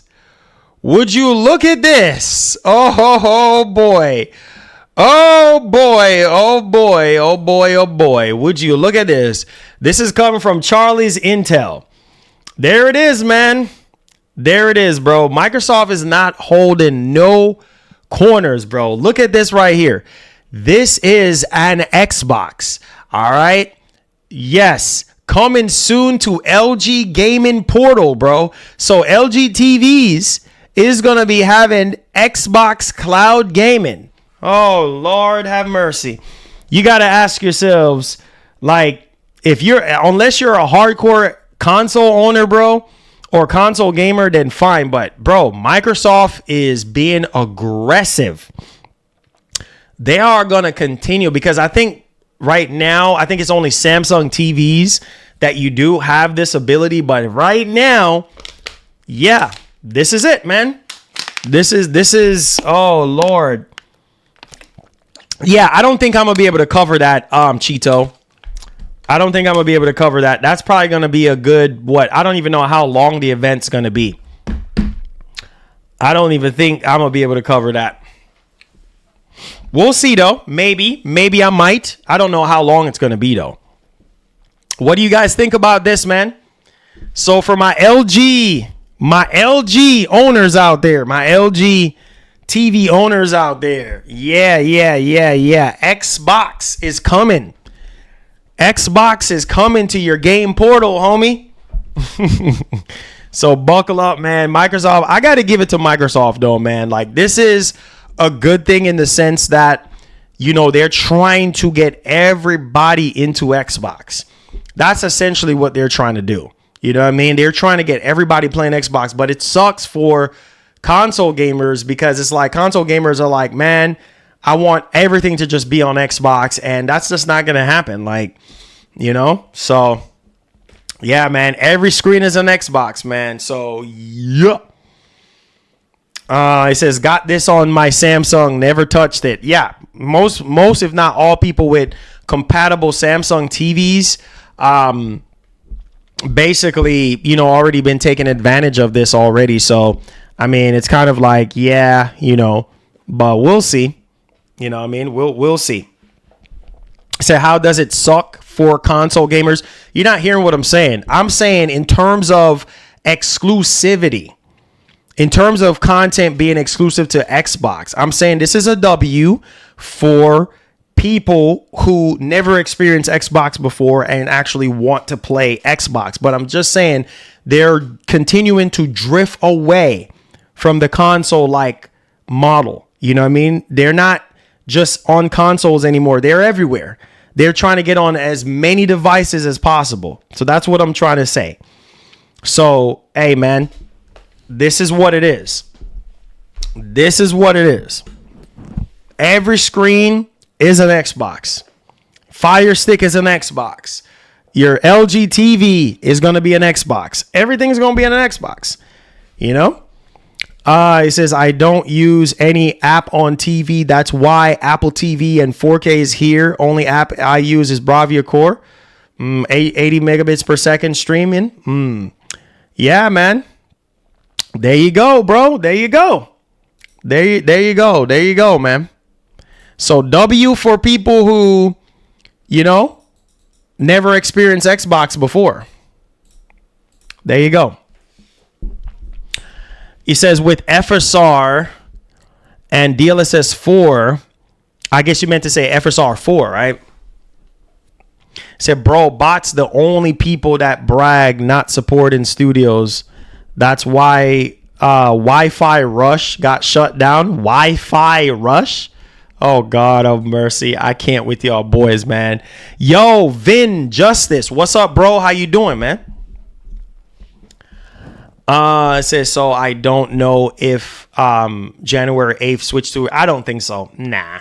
I don't think so. It says, with FSR 4 and DLSS 4, it says, we about to be lit. Yes, sir. I can't wait to see what the enhancements are going to be over DLSS 3.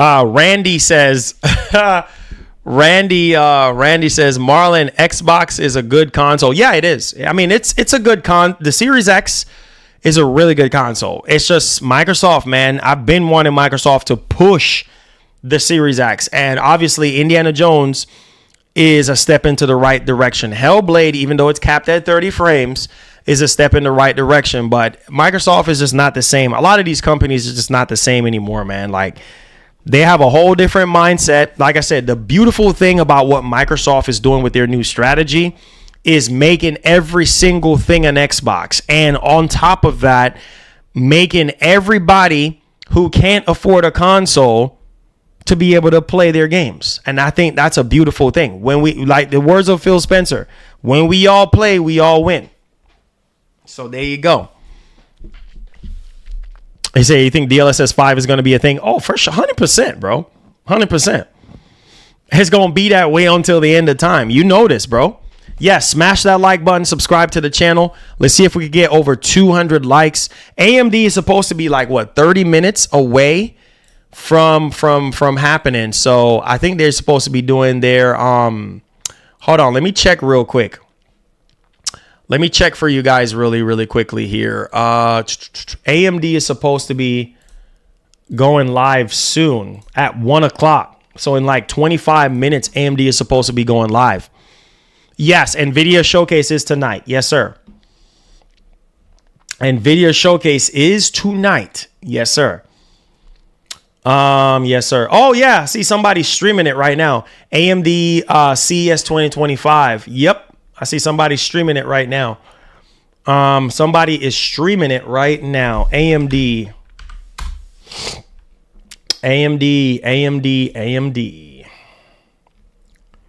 Let's see here. Let's see. All right, let's see what their live is. Oh, yeah, right here.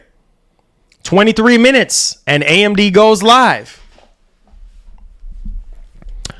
23 minutes and AMD goes live. It says I'm gonna buy the next gen Xbox Prime for sure. Okay. Says I saw their website that it said 8 hours for the NVIDIA one. Yeah, it's gonna be later on tonight.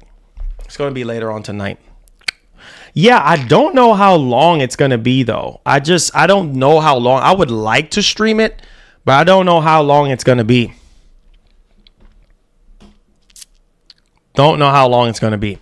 I said GTA 6 will not be on Xbox Series S.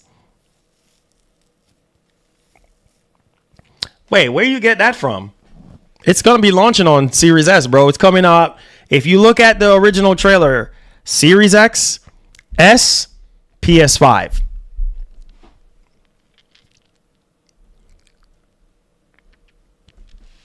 It says, I never watch AMD CES events, bro. Why? Why? They're boring?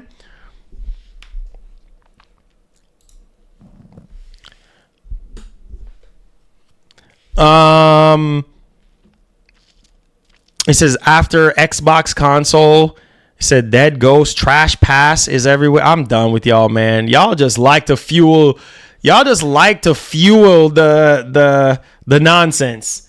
Y'all like to fuel the console war nonsense. Y'all love doing that mess, huh? I tell you, man, y'all boys, man. Y'all boys, man. Y'all boys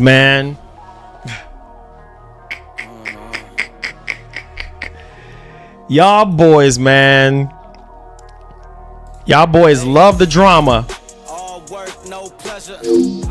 Yeah. Tevin Parker, thank you so much for subscribing to the channel, my brother. Appreciate that. Hey. Shout outs to my man, Nighthawk, with the one gifted. Yo, we got to go full throttle for 2025, man. So that puts us at 23 on the day. Shout outs to my man, Nighthawk, with the gifted subs. Get in the train once again. Ignited. Let's go. Yes, sir. We make our own destiny. Everybody with gifted subs, go to the community tab where you will find access to all your perks. Shout outs, man. Yo, King James 302 just subscribe to the channel. Appreciate you, my brother. Welcome aboard.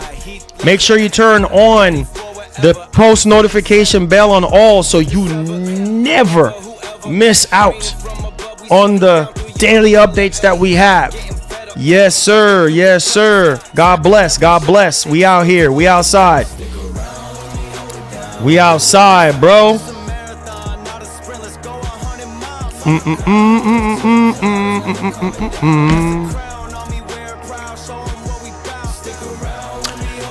It said, do you think Fable will be the Series X best seller game in 2025 or Perfect Dark?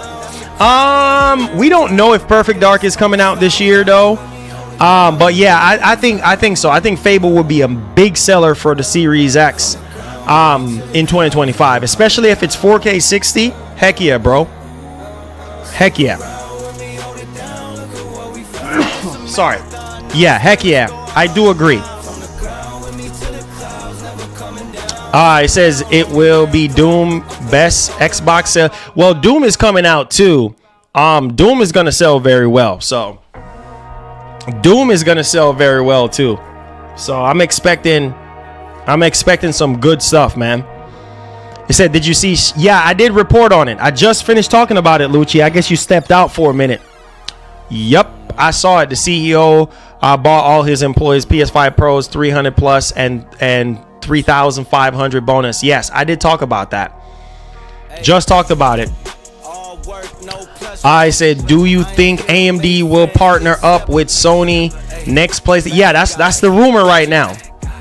Yeah, that Sony went with AMD for the next chip. So, oh, you're working. Got you, Lucci. Yeah, I did cover it. Appreciate you, Lucci. He says, forget your responsibilities and what? And lack of time. Your subs want you to stream. Yeah, I only can give what I can give. Google, I can only give what I can give, man. He says, I hope W finds next game is a good game. Yeah, me too. Me too.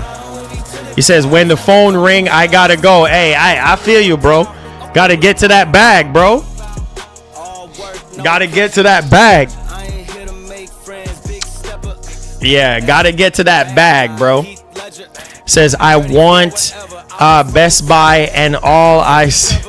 You say you went to Best Buy and all you seen was PS5 Pro. All the Slims was sold out. Wow. I'm not surprised because they just had that holiday sale. So, yeah.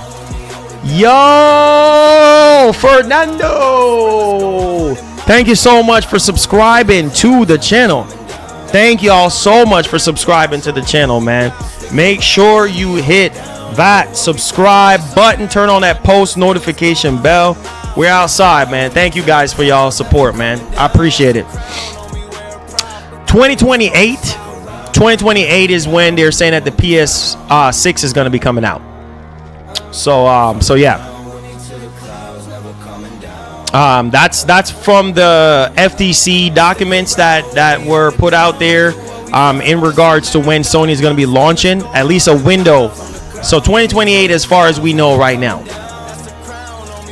Oh yeah, that new Captain America movie. Yeah. It definitely looks. I kind of glimpsed at the trailer just a little bit, but I haven't had a chance to. So yeah. 2028, Daniel. 2028 is what they're saying right now. The rumor is right now.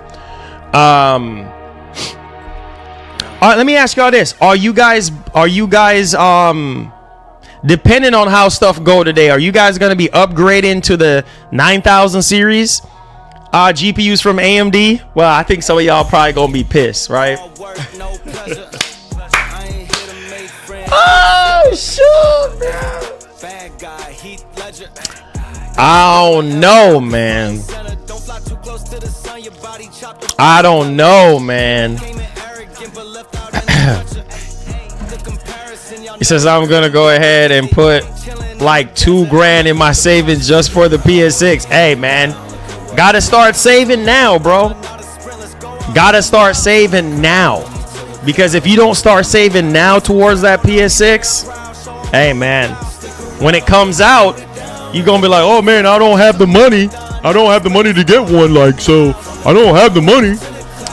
He said $2,500 is insane for the 5090. Woo! Bro, yeah, that's expensive. That is very expensive. But hey, I'm just saying,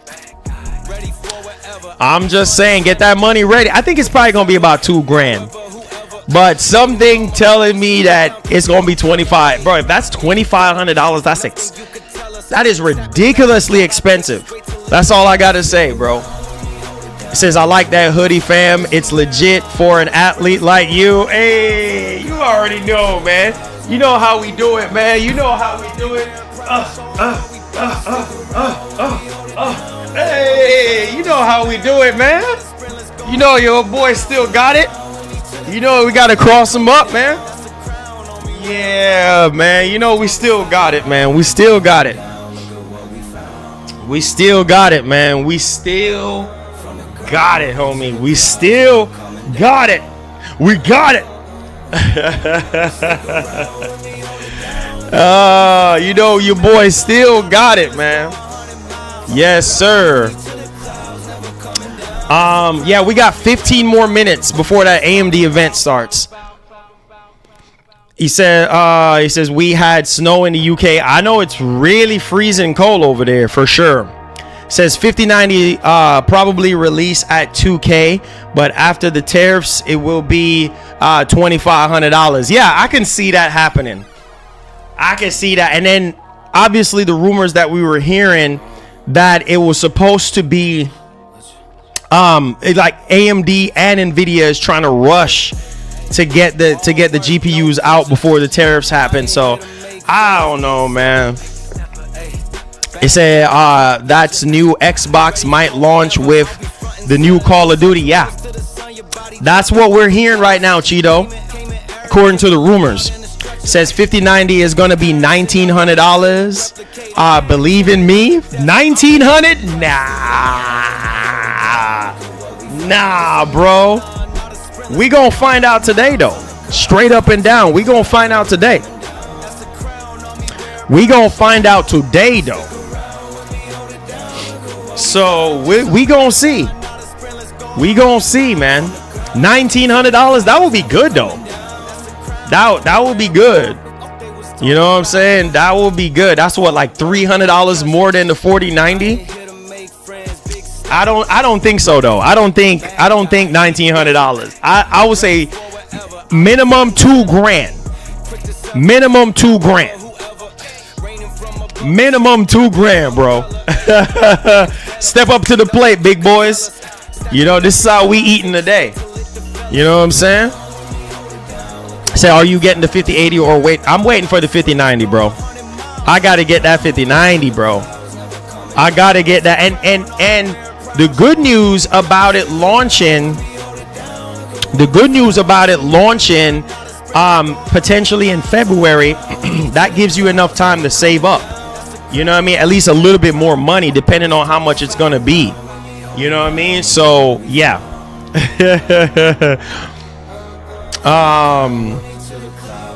He says up, get snow off my cars and girls. Oh God.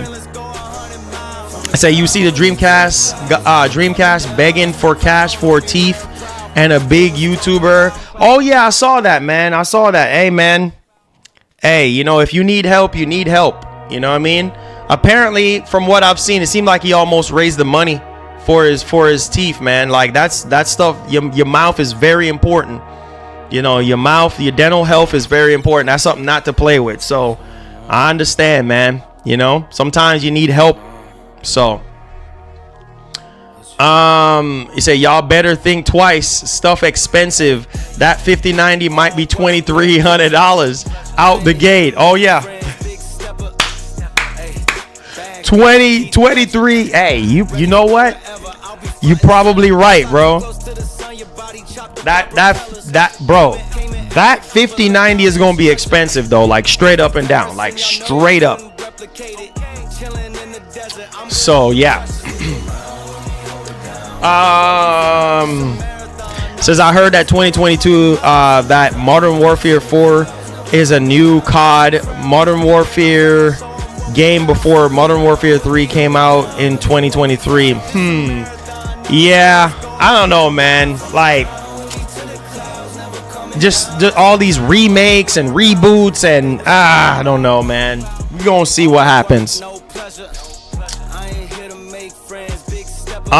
He says I'm not buying no Xbox console. Hey man, hey. To each their own, right? To each their own, right? He says telling y'all the Pro $699 what you think a 5090 gonna be. Hey, there you go.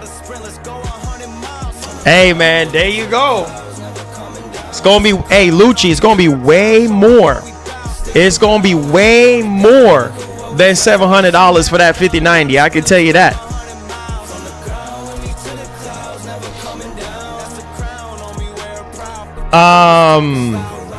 He said, bruh, I was on YouTube and this dude was reacting to your video. Marlon, dude was straight hating on you, my brother from another mother. Hey man, hey. You know what, man? I don't even I don't even care, man. That stuff is just like a waste of my time. You know, let people what I've learned in life is people are always going to make videos talking about you or reacting to you or what. I don't care, man. I really don't. God bless them. You know, hey, that's what they do for content, reacting to other people's content and make their videos. Let them do what they do. You know, God bless that man. That's all I can say. I promise myself in 2025 I'm not going to get mad or, you know, waste of time. Says my Series X got like 20 hours of playtime in 2024 for Indiana Jones. It's useless. Don't worry, bro. In 2025, you're gonna have a lot of stuff to play. So stay tuned. Says I'm always an PlayStation and Nintendo guy. That's what's up. Said PS5 Pro is a steal now. Oh man. Says I'll stick with my PS5 Pro over 5090. Yo, 5090 is not gonna be cheap. I'ma tell y'all boys that now, straight up. Ain't gonna be cheap. It's not gonna be cheap. I said PS5 Pro $699, $5,000 5090 PC. Get that $5,000 ready. Get that $5,000 ready. That's all I gotta tell y'all boys. Alright. AMD about to go live. Do y'all want us to see what's going on with AMD real quick? AMD is about to go live though. I don't know. They're probably gonna take too long though, man. They're probably gonna take too long. They're probably gonna take forever. What do you guys think? I'm gonna leave it up to y'all, man. What do y'all think? Y'all want to see the AMD event or no? Because I'm not gonna stress myself about it, you know. I don't know how long it's gonna be, so I don't want to dedicate time to something that I don't know how long it's gonna be, because I got some other things I got to do today. Says I can get a whole 40 series PC for the price of a 5090. Says, I say I'll buy AMD. Says I never watched these press conferences before, and not that it's boring. Okay, got you. It said no, just come back for Sony CES. Yeah, I don't even know if I'm gonna be able to stream Sony CES at 5. Shoot, and then we have Nvidia at 8. It says anything to chill with you a bit long, Marlon. It says I'm at work bored, so it's slow. Okay, got you. Let's see. If it's too long, then if it's more than an hour long, then I'm just gonna have to end it. But if it's under an hour long, then fine. All right, let me go ahead and let's put it in the chat right quick. Okay.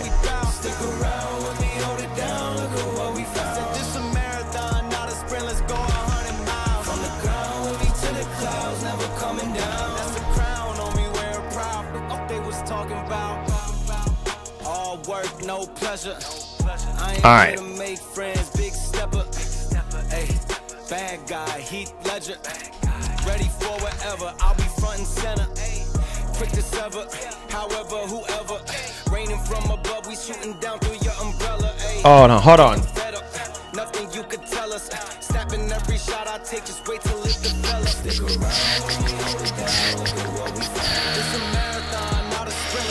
Okay, let me do this. Hold on, guys.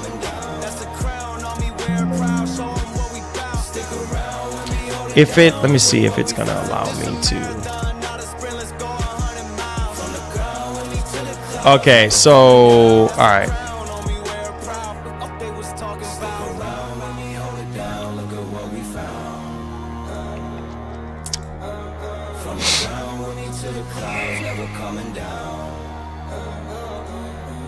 There we go. All right. Give me a second, guys. I'm trying to set this up. Fit to screen. All right, there we go. All right, there we go. So, all right, so there it is. I have it live here. So we'll see what happens. We will see what happens. All right, let me get the music going. Okay, there we go.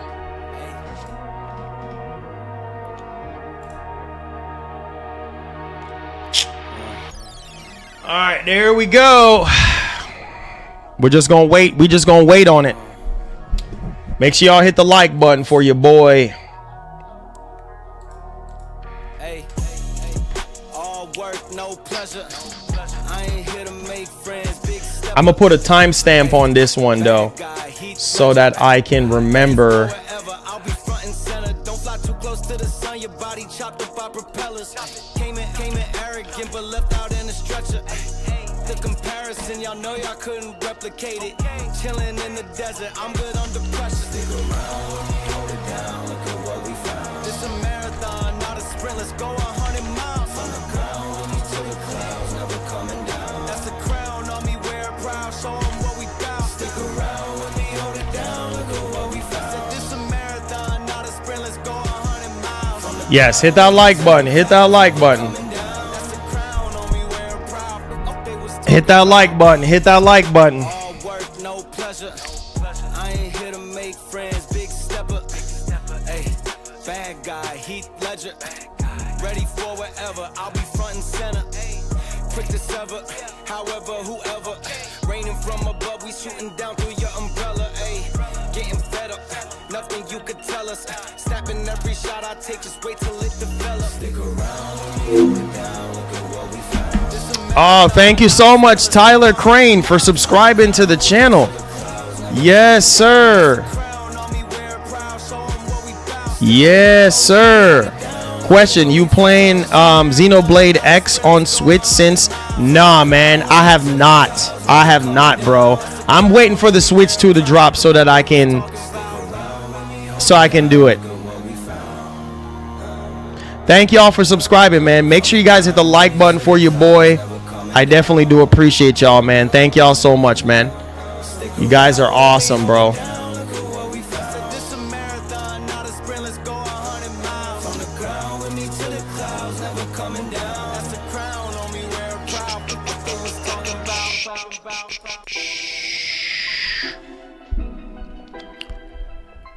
Hey, Image the God, man. Appreciate you, bro.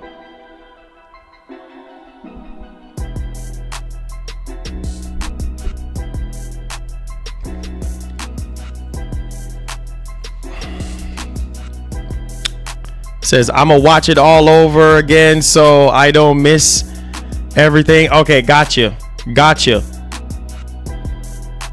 Yeah, I'll have timestamps and everything for you guys.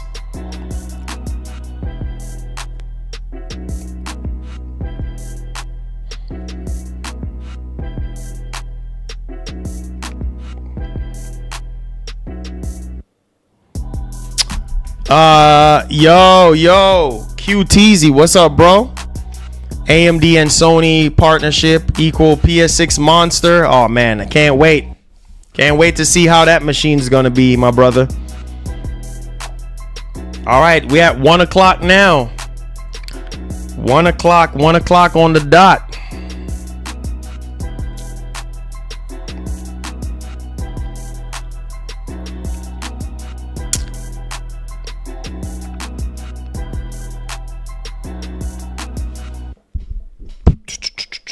He said, if we don't get any Pokemon news this month, then in Pokemon Day next month. Yeah, I mean, it's possible.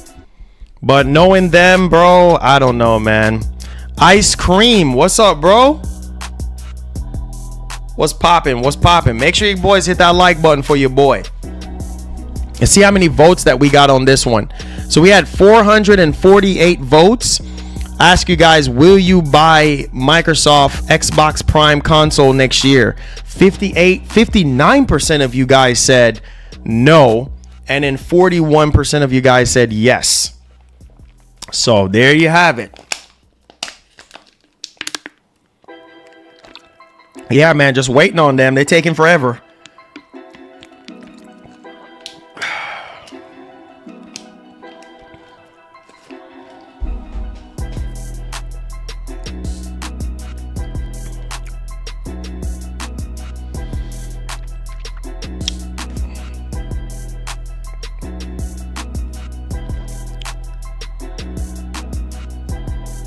You say I'm at work, I need my bed. Hey, I hear that. Oh, here we go. Oh, here we go. Here we go. Uh-oh.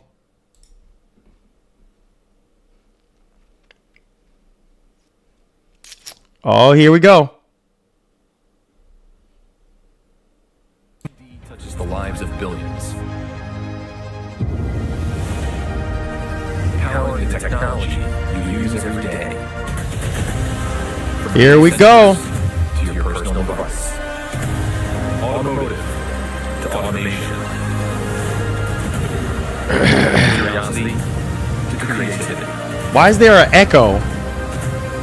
Business to breathtaking. Yeah, there's an echo on their side. To awe. And we're just getting started.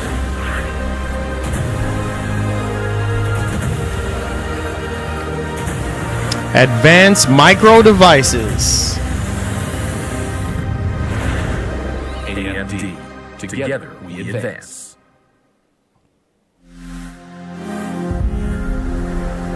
Oh boy, here we go. Hello everyone. Thank you so much for joining us. Oh Jesus. I'm so happy to be here with you today. Every year, CES turns Vegas into a world of possibilities. Echo, Where the echo. only limit See to that? our future technology is our imagination. At AMD, we've been relentlessly pushing the boundaries Oh of God. high-performance computing. We are the powerhouse behind the technology you interact with every Oh single Lord. day, helping people and enterprises rethink what computing can do for them. Oh God. We power the laptops and workstations that fuel your There we go. creativity, to the consoles Thank where you God. game and They fixed unwind. it. With high-performance processors and graphics that make the impossible Thank God. possible. They fixed it. We power cars, manufacturing devices, surgical robotics, and communication towers. In Japan, we power train safety by enabling AI-driven track inspections to drive operational efficiencies. Our technology is revolutionizing industries like fish farming with touchless systems that ensure sustainability in a world where sea temperatures continue to rise. Effective. You crazy, We bro. also power the most fascinating research projects in the world, like the European Organization for Nuclear Research, which uses AMD technology Def, you to funny. process massive quantities of data in the quest for clues on the origins of the universe. Whether you know it or not, you probably interact with AMD technology every day as we continue to push the boundaries of what computing can do to advance the world around us. And we're just getting started. Today, I'd like to zero in on end-user devices across gaming, AI PCs, and the enterprise, showing how AMD will change the way you work, play, and create. Thank you all for joining us. Let's get started with gaming. Yeah, might as well. Let's go. We recently launched the world's best gaming processor with the Ryzen 7 9800 X3D, a tribute to the gamer's pursuit of perfection. Ever since we launched the 9800 X3D, gamers all around the world have been blown away at the leap in gaming performance. The community has been asking whether we can take one more leap forward with creator applications to push the boundaries even further. And today, I'm super excited to announce that we're taking the technology in the 9800 X3D into a new 16-core processor. Oh boy, 9950 X3D. When you're a creator, every second of your time is valuable. Wow. We are delivering Freaking the next monster. frontier in content creation. Welcome to the new Ryzen 9 9950 X3D processor.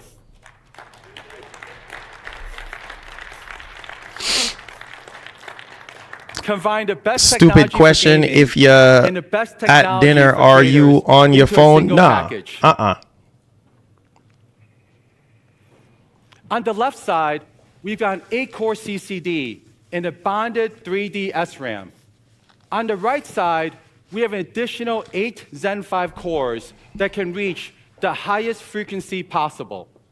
This combination gives you the highest core count when you need it, the highest cache size when your application requires it, and the highest frequency when your workload demands it. The new 9950 X3D is simply the world's best 16-core gaming processor. Wow, really now? It delivers an average 8% performance increase across a broad range of titles over our prior generation. Personally, I've been playing some of my favorite games, such as Hogwarts Legacy and Space Marine 2, and seeing over 20% performance increase over the 7950 X3D. We also tested Intel's new Arrow Lake processor, and the 9950 X3D is on average 20% faster in gaming than their best. And in many games, such as Space Marine 2 and Cyberpunk 2077, we are over 35% faster. Just like the 9800 X3D, the 9950 X3D also shares the title for the world's best gaming processor. In addition, the 9950 X3D is also the new king at content creation. It delivers an average 13% performance increase across the most popular content creation workloads over our prior generation. And in popular benchmarks, such as Cinebench and Blender, we are seeing over 15% performance improvement. And compared to Intel's new Arrow Lake processor, the 9950 X3D is on average 10% faster. Not a whole lot. Performance improvements of more than 30% for workloads such as 7-Zip and Adobe Photoshop. Simply put, the Ryzen 9 9950 X3D is the world's best 16-core processor for both gamers and content creators. Oh boy. But we're not stopping at desktops with X3D. Available March. We want to bring Okay. the best gaming and content creation experiences everywhere. And today, I'm super excited to also share that we're bringing our Zen 5 X3D technology to mobile devices with Fire Range.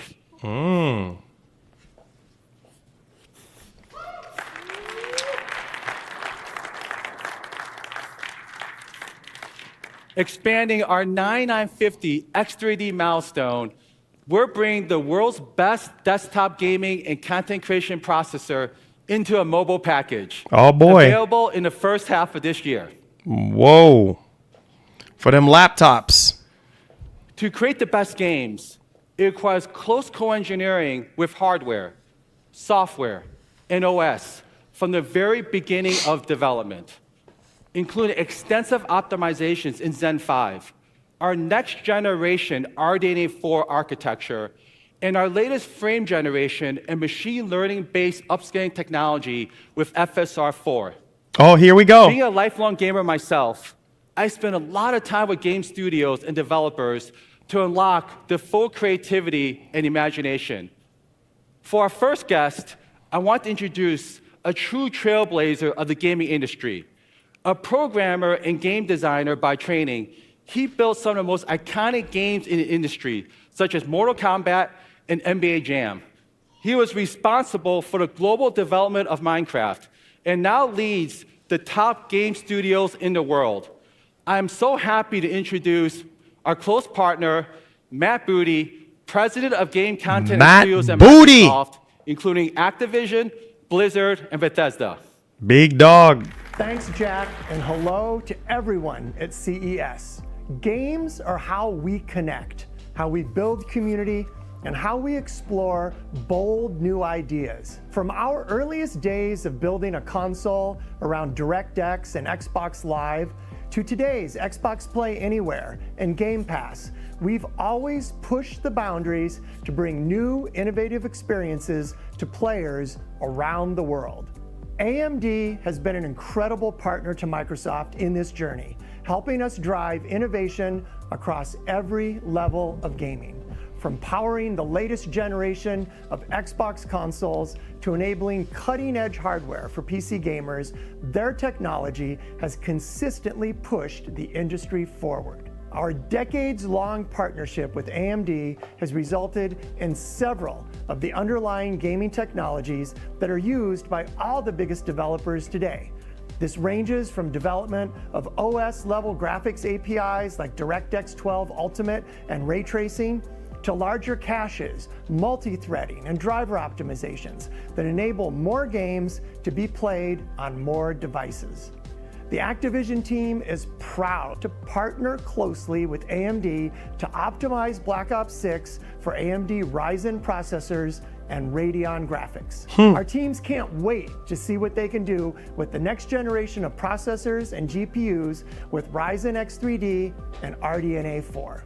Technologies like FSR and frame generation make some of our most demanding games, like Starfield, run better.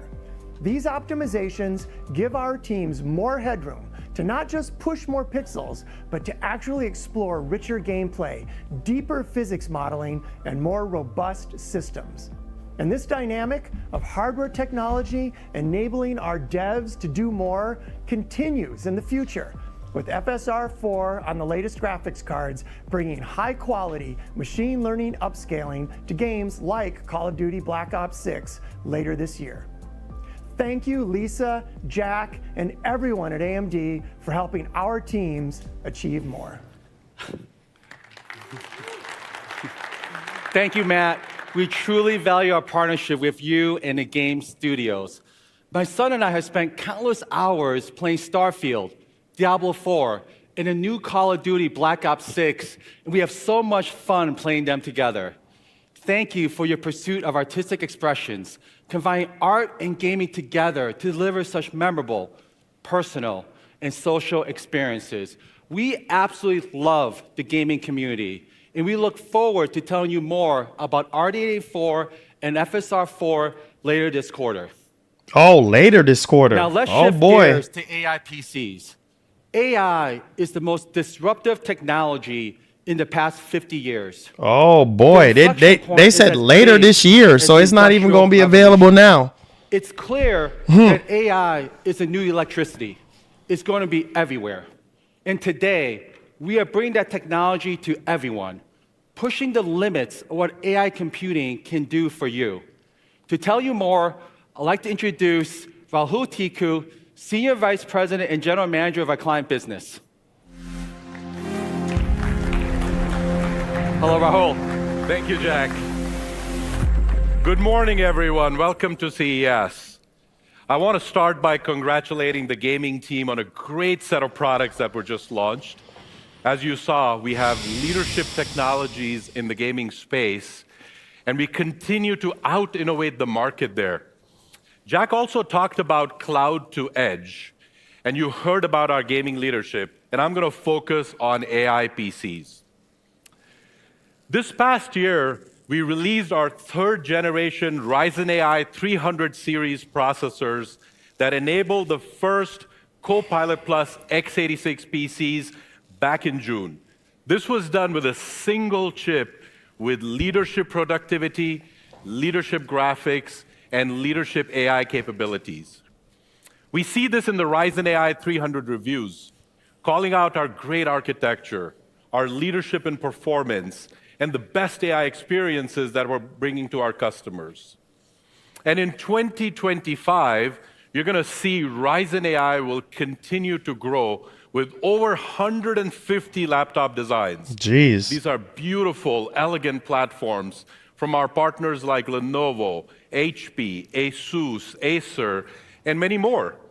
And I think these will be some of the most desirable laptops available in the market, period. So today, I'm also proud to announce that we're expanding our Ryzen AI PC capabilities into the high-performance space with Ryzen AI 7 and 5 series processors. There we go. Codenamed Kraken Point. These new models will allow us to make our leading Ryzen AI 300 series processors available to more users and bring AMD's leading next-gen AI capabilities to everyone.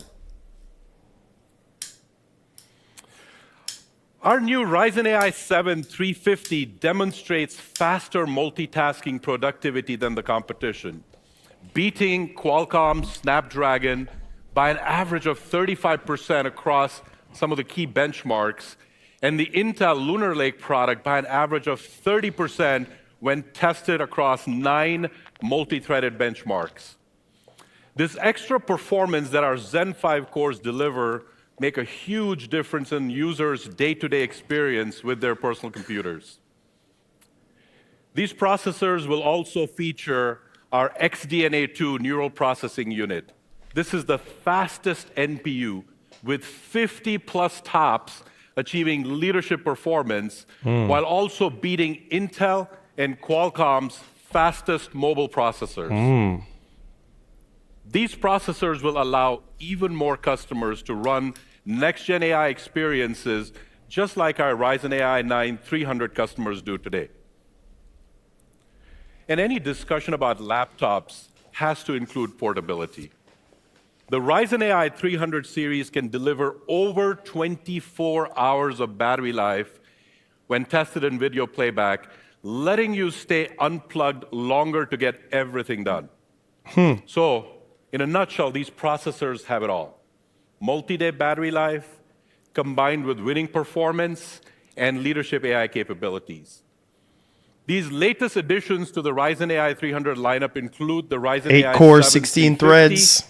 with 8 cores and 16 processing threads. The Ryzen AI 5 340 with 6 cores and 12 processing threads. And these new Ryzen AI processors will be available in Q1 of this year. But we're not stopping there. Today, I have some exciting news. I'm also proud AI Max to announce series. a whole new kind of mobile processor. This is expanding the Ryzen AI stack even higher with the Ryzen AI Max. Workstation. We codenamed it Strix Halo. Strix Halo. Oh, the rumors were true. Strix Halo. Oh, shoot. Yeah, I heard about those. Just as we have increased our user choice with the Ryzen AI 300 Javi. 7 and 5 models, the Ryzen AI Max processors are adding a whole new class of PCs that will be available for AMD's leading next-gen AI platforms in the market. This chip is something very, very unique and special. It is so powerful, it enables incredible experiences and is reshaping what customers can experience from their PCs. From the power of a workstation in thin and light laptops to incredibly small and powerful micro desktops, this is simply the most advanced mobile x86 processor ever created, period. It's a single chip powered by up to 16 Zen 5 cores for leading multitasking capability. It also has 40 RDNA 3.5 graphics compute units, which is the most powerful integrated graphics in the Windows ecosystem. It has also got our leadership 50 TOPS XDNA 2 NPU And all of this is tied together with unified memory architecture that's enabling the ability to access large amounts of memory, up to 128 gigs for the CPU and the GPU, with up to 256 gigabytes a second in incredible bandwidth that is unprecedented in x86 mobile devices. That's insane. The Ryzen AI Max does this all in a single chip. It bridges the divide between awesome performance and efficient portability in a whole new way for Windows laptops. With an ultra-efficient 55-watt TDP for combined CPU, GPU, and NPU power, there has never been anything like this chip in this class of sleek, thin, and light notebooks.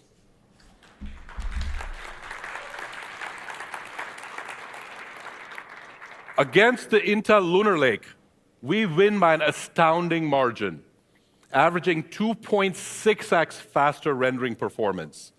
When it comes to getting work done, Ryzen AI Max is a clear productivity winner. When comparing the graphics performance, we see similar results. Ryzen AI Max continues to dominate with graphics that is 1.4x faster than the competition. It's really not hard to see the potential that this chip offers in a mobile workstation as a result. Now, we also see impressive results across ecosystems. Look at how the Ryzen AI Max performs against the Apple MacBook Pro M4 in some popular rendering benchmarks, winning easily against the 12-core and trading blows with the 14-core. And in applications like V-Ray, which is a popular plugin for 3D modeling, we see massive gains, 86% better. We made great strides in delivering what's up? Customer experience with these new Ryzen AI Max systems. And finally, with the ability to dedicate 96 gigabytes of memory to graphics, the Ryzen AI Max can run incredibly large AI workloads with performance that's faster than discrete desktop graphics cards. For example, the 70 billion parameter Llama 3.1 large language model that we are showing here runs twice as fast as the discrete RTX 4090 desktop GPU. No way. And it does that No way. at 87% lower TDP. No way. So double the performance of a very high-end desktop hardware No at way. much lower power. No way. This is truly incredible. No way. That's crazy. Are y'all paying attention? Now God. imagine creating videos That's with just a line of crazy. text, or automating your user workflows with What AI the agents heck? locally on your Ryzen AI PCs. We continue to work with all of our ISV partners That's crazy. to enable incredible AI experiences, including 50 planned applications that will take 2.2 advantage times of our more powerful than a industry-leading 4090. Please That's join us yo, at these the AI AMD chips, bro. Connect area in the Venetian Titian rooms. These to AI try out chips some are of these nuts. Cool new examples of God. AI running on our Ryzen AI processors. Here are some Jeez. of the Ryzen AI Max models that will be available at launch. The top of the stack is the Ryzen AI Max plus 395. I said cool, but I don't mess with 16 core and 40 AI. graphics CUs. We also have the Ryzen AI Max 390 with 12 cores and 32 graphics CUs, and the Ryzen AI Max 385 with 8 cores and 32 graphics CUs. And all of these parts are going to be available Q1 of this year. And I truly hope you guys are as excited Stuff as is I am nuts. to get your hands on this great product set. Now, the Ryzen AI Max, as we talked about, is going to be a game changer for creators, artists, developers. We're really proud to partner with HP to bring the HP ZBook Ultra G1A system to our customers. It's a beautiful example of a truly portable, mobile, powerful system like anything else out there. You'll also find the Ryzen AI Max processor in the new desktop HP Z2 Mini G1A. This is a 3-liter compact mini PC enabling large language models for developers and creators in incredibly cool and efficient form factor. And for the consumer segment, ASUS has created something really, really unique. This is the new ROG Flow Z13. This is an ultra-mobile 13-inch gaming tablet with a detachable keyboard in a surprisingly small, They updated the Z series. package. Okay, that's cool. So as you can see, we really, really focused on expanding our next-gen AI PC portfolio. Cool. No one has a lineup with the breadth or the depth of Copilot Plus PCs that AMD can offer. From Ryzen AI Max in the Halo segment, all the way to the Ryzen AI 300 in the advanced segment, we're bringing the benefits of AMD's leading performance, reliability, and battery life to all of you. AI PCs are not just delivering new experiences for consumers, but they're also transforming how work gets done. And to tell you a little bit more about it, let's welcome Jack back on the stage.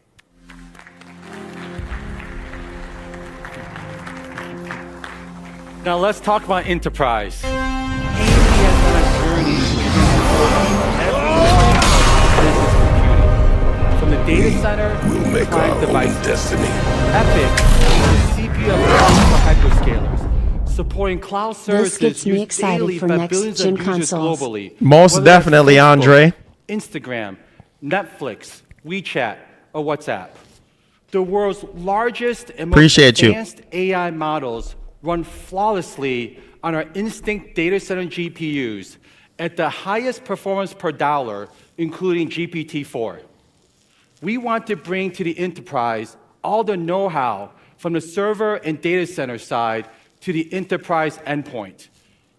This is what led us to design Ryzen AI Pro, uniquely suited to be the best enterprise endpoint device. At the heart of it, we elevated the experience for CIOs with AMD Pro, bringing this essential foundation of security, manageability, and reliability that enterprises have come to expect. With AMD Pro, enterprise devices get multiple layers of chip-level security built into the core, protecting sensitive data from external threats.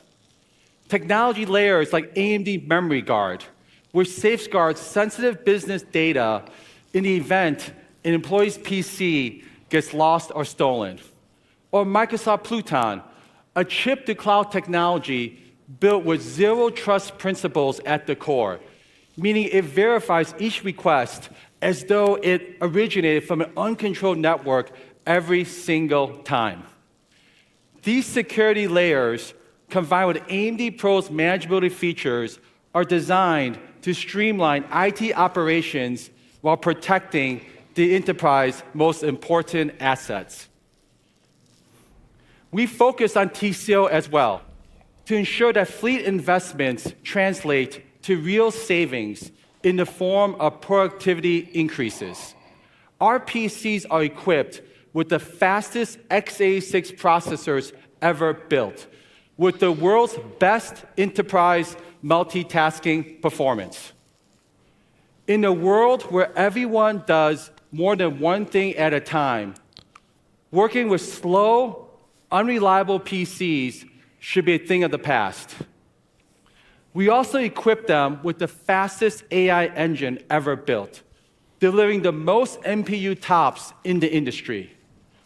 With AMD, businesses can future-proof their investment and be ready to empower their workforce with the disruptive AI features coming down the pipeline. Today, hundreds of leading businesses across industries are making the switch to AMD enterprise PCs to accelerate their transformation. For example, take enterprises like ING Bank in the financial sector.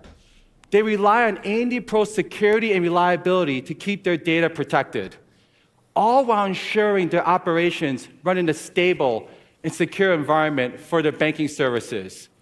Or companies like Shell in the energy sector, who are taking advantage of the advanced AI features to enhance the data analytics and decision-making processes at the device level.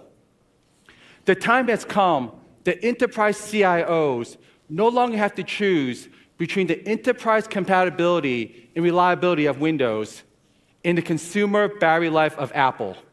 You can now get the best of both worlds with Windows and Ryzen AI Pro.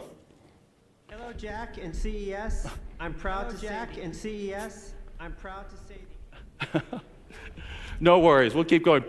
Best of all, with more than 100 options through 2025, we developed a fantastic portfolio with our OEM partners, all of which have helped us advance our mission to make meaningful change into enterprise. Now, let's hear it directly from our close partners. Hello, Jack and CES. I'm proud to say the HP Hit that like button for your boy. is reaching new heights. For more than 25 years, Lenovo and AMD have grown stronger together. Together, we have been the driving force. Asus! What makes our partnership so strong is that we share a focus on experiences. We identify customers' needs and co-engineer to provide better, modern, exciting, meaningful experiences. And these experiences are changing the way people get work done. Driving innovations that define the present and set the stage for the future of personal computing. We have pushed boundaries across the entire Lenovo portfolio. ThinkPad, ThinkBook, Yoga, Legion, ThinkStation, all powered by AMD Ryzen. Pushing the boundaries of innovation from gaming and AI PCs to creativity devices and much more. Looking ahead, we have big plans starting here at CES. Let me share two examples. First, to help developers manage complex ISV and data science workflows, we are introducing the ZBook Ultra. It's the first workstation with the Ryzen AI Max Pro series processor and the world's most powerful 14-inch mobile workstation. Second, to help consultants I mute boring PC talk. AI models locally, we just introduced our EliteBook X with the Ryzen AI Pro family. It's the world's most powerful next-gen AI notebook. We know AI represents an unprecedented opportunity. AMD has been an incredible partner in working with us to scale AI platforms that are central to the success of Lenovo PCs, including our recently launched Lenovo AI Now, that is the foundation of the most advanced and sophisticated AI PCs in the market, as well as our Copilot Plus PCs, which are already simplifying how we collaborate, create, and innovate every day. That's why the Ryzen AI 300 series powers our Asus ProArt notebook portfolio. ProArt devices use AI to empower creators to work more efficiently and creatively. Whether it's accelerating later today, Andrew, I think around 5.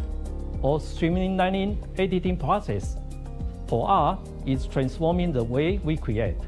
At Lenovo, we have always said that meaningful innovation stems from strong partnerships. We are excited to continue our journey with AMD. And this is just the beginning. Thank you, Alex, Luca, and Samson for the great partnership. Now, some of you may have noticed that we have someone missing in our video. CES is a moment for big ideas, big partnerships, and big opportunities. And today, we have something that checks all three of those boxes. I'd like to introduce my good friend, Sam Bird, President of the Client Solutions Group at Dell, to join me on stage. Oh Hey, boy, Sam. how It's can you awesome forget about having you Dell? with us at CES. Hey, thanks so much for having me, Jack. Definitely, definitely. Sam, when I think of Dell, the first thing that comes to mind are PCs. But the company has going to be the essential end-to-end enterprise technology provider. Hey, that's exactly right, Jack. And I think about from our leadership in PCs that I know are near and dear to your heart and my heart, to leadership in compute, storage, and enterprise-ready solutions. Dell is at the epicenter of data-intensive workloads like generative AI. And with the Dell AI Factory, customers have access to the broadest AI portfolio, from AI PCs to the data center to the cloud. And the goal of that is delivering AI innovation at scale to organizations of all sizes across all industries. That's incredible, Sam. You're truly a one-stop shop for all things enterprise innovation. Dell and AMD have been working together in the data for a number of years, as you well know. Indeed. Dell has servers running on EPYC CPUs and Instinct GPUs to accelerate workloads.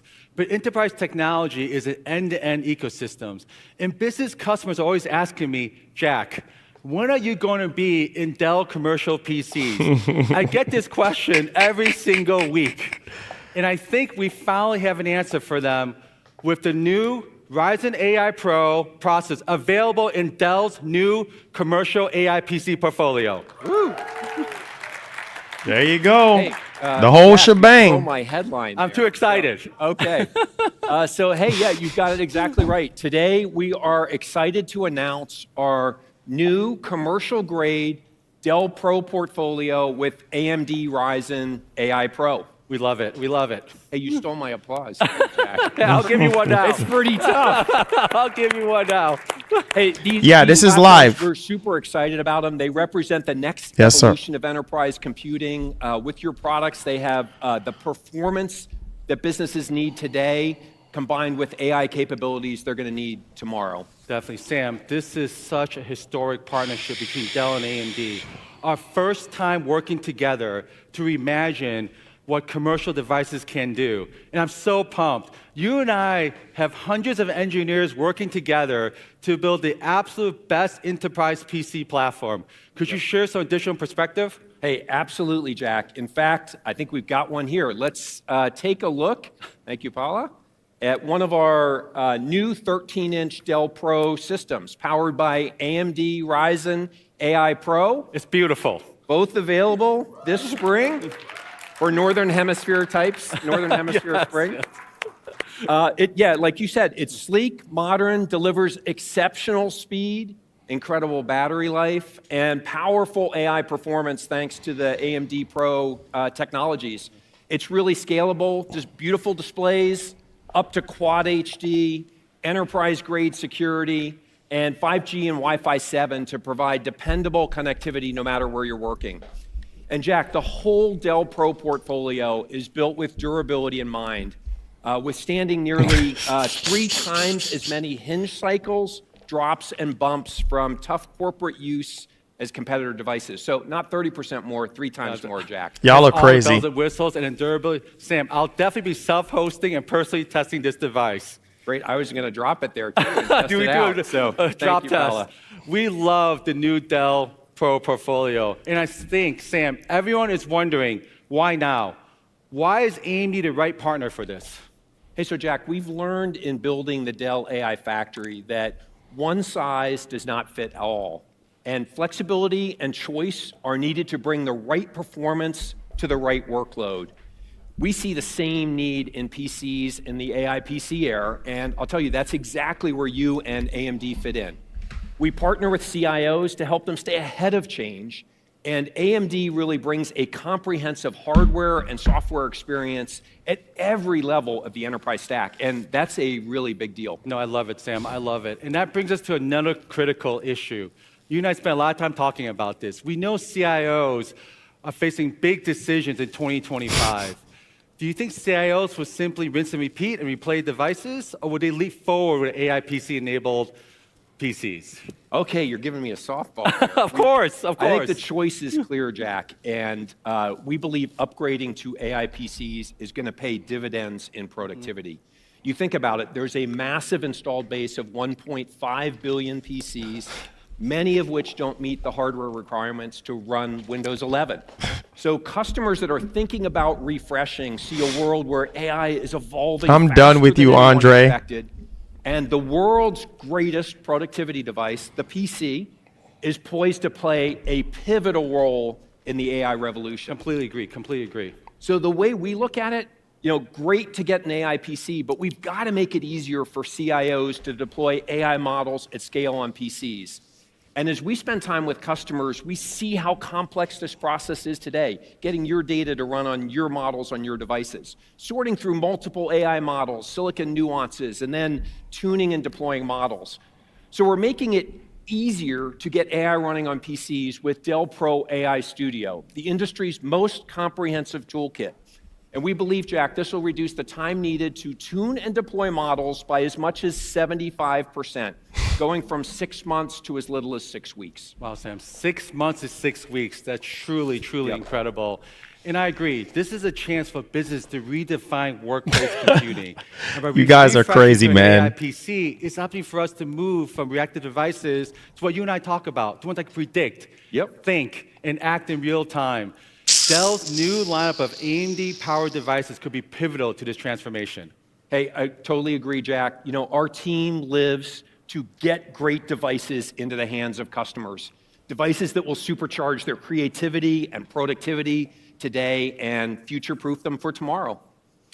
Sam, I can't wait to bring our end-to-end portfolio together to enterprises everywhere.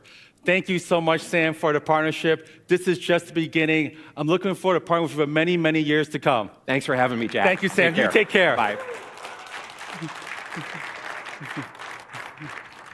In my opening remarks, I share with you a few highlights of how AMD is advancing the world across industries, relentlessly pushing the boundaries of high-performance computing. Today, we continue to raise that bar. We expand our leadership in gaming with the all-new Ryzen 9 9950X3D, the world's best 16-core processor for gamers and content creators. We're also proliferating AI everywhere, expanding our Ryzen AI 300 portfolio with Kraken and Strix Halo, bringing the power of a workstation to thin and light laptops. Before we wrap it up, a very special thank you to all of our wonderful friends and partners, Matt Booty, Alex Cho, Luca Rossi, Samson Hu, and Sam Bird for joining us at CES today. I truly believe that deep partnerships, where we are co-innovating together to advance the industry, is our superpower and allows us to bring transformational solutions to market for everyone. Whether it's gaming, AI PCs, or the enterprise, you can count on all of us at AMD to continue to push the boundaries of high-performance computing. And we're just getting started. The best is yet to come. Thank you all for joining us here today. All right, that's it. Somebody said GPU. Where's the GPU? Oh, no GPU. Oh boy, look at that chat. Look at the chat. No GPU. L. Look at the chat. No way. Wow. GPU. Where's the GPU? Legit bad. L. Where is GPU? Oh, sweet Lord, help us, divine. Look at this. L, GPU. L. Oh, God. What? Question mark? What? Waste of time. GPU. No GPU? GPU. No GPU? It's over. Oof. Laugh out loud. Oh, Lord. No GPU? Man, the chat's going waste of my time. 40 minutes of my life wasted. Oh, Lord. No GPU. That they joking, right? Oh, the chat's going crazy, bro. Well, guys, no GPU. No GPU.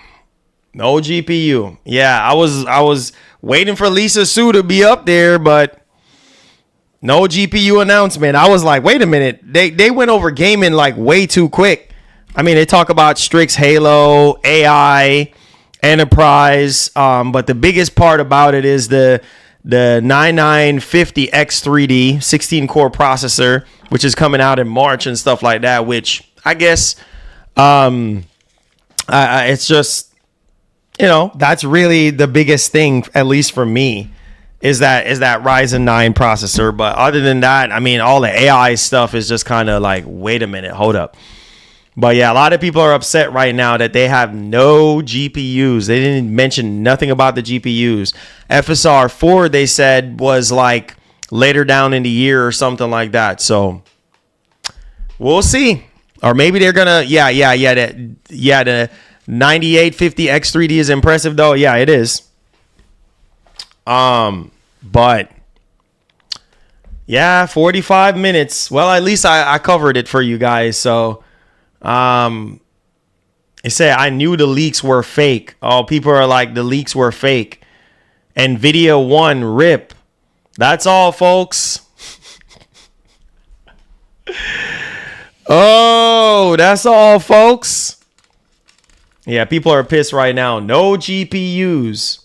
Well, there you go. All right, guys. Well, that wraps it up for me, man. I'm already on borrowed time right now. So make sure you guys hit the like button for me. Sorry. Hit the like button for me, guys. Appreciate y'all for watching. Happy to cover the AMD event for you guys, man. I'm going to try my best. I don't know if I'm going to be able to stream the Sony event today. Believe me, I want to, but I'm not going to be able to. And then if anything later on tonight, I'll be back for the NVIDIA stream and stuff like that. So before the NVIDIA stream started, because obviously they're going to have the GPUs and then also the laptops to go over and stuff. So want to check that out for you guys as well. So make sure you guys hit the like button, man. If you did enjoy this stream, let's see if we can get over 200 likes. I would definitely appreciate it. Subscribe if you're brand new, guys, and I'll see you guys later on tonight for the NVIDIA stream later. I don't think I'm gonna be able to do the Sony one today because I have so much stuff that I have to be doing after the stream ends. So thank you all so much for being here today, guys, hanging out with us, and I'll see you guys in the next one, man. Peace. We out. Love you guys.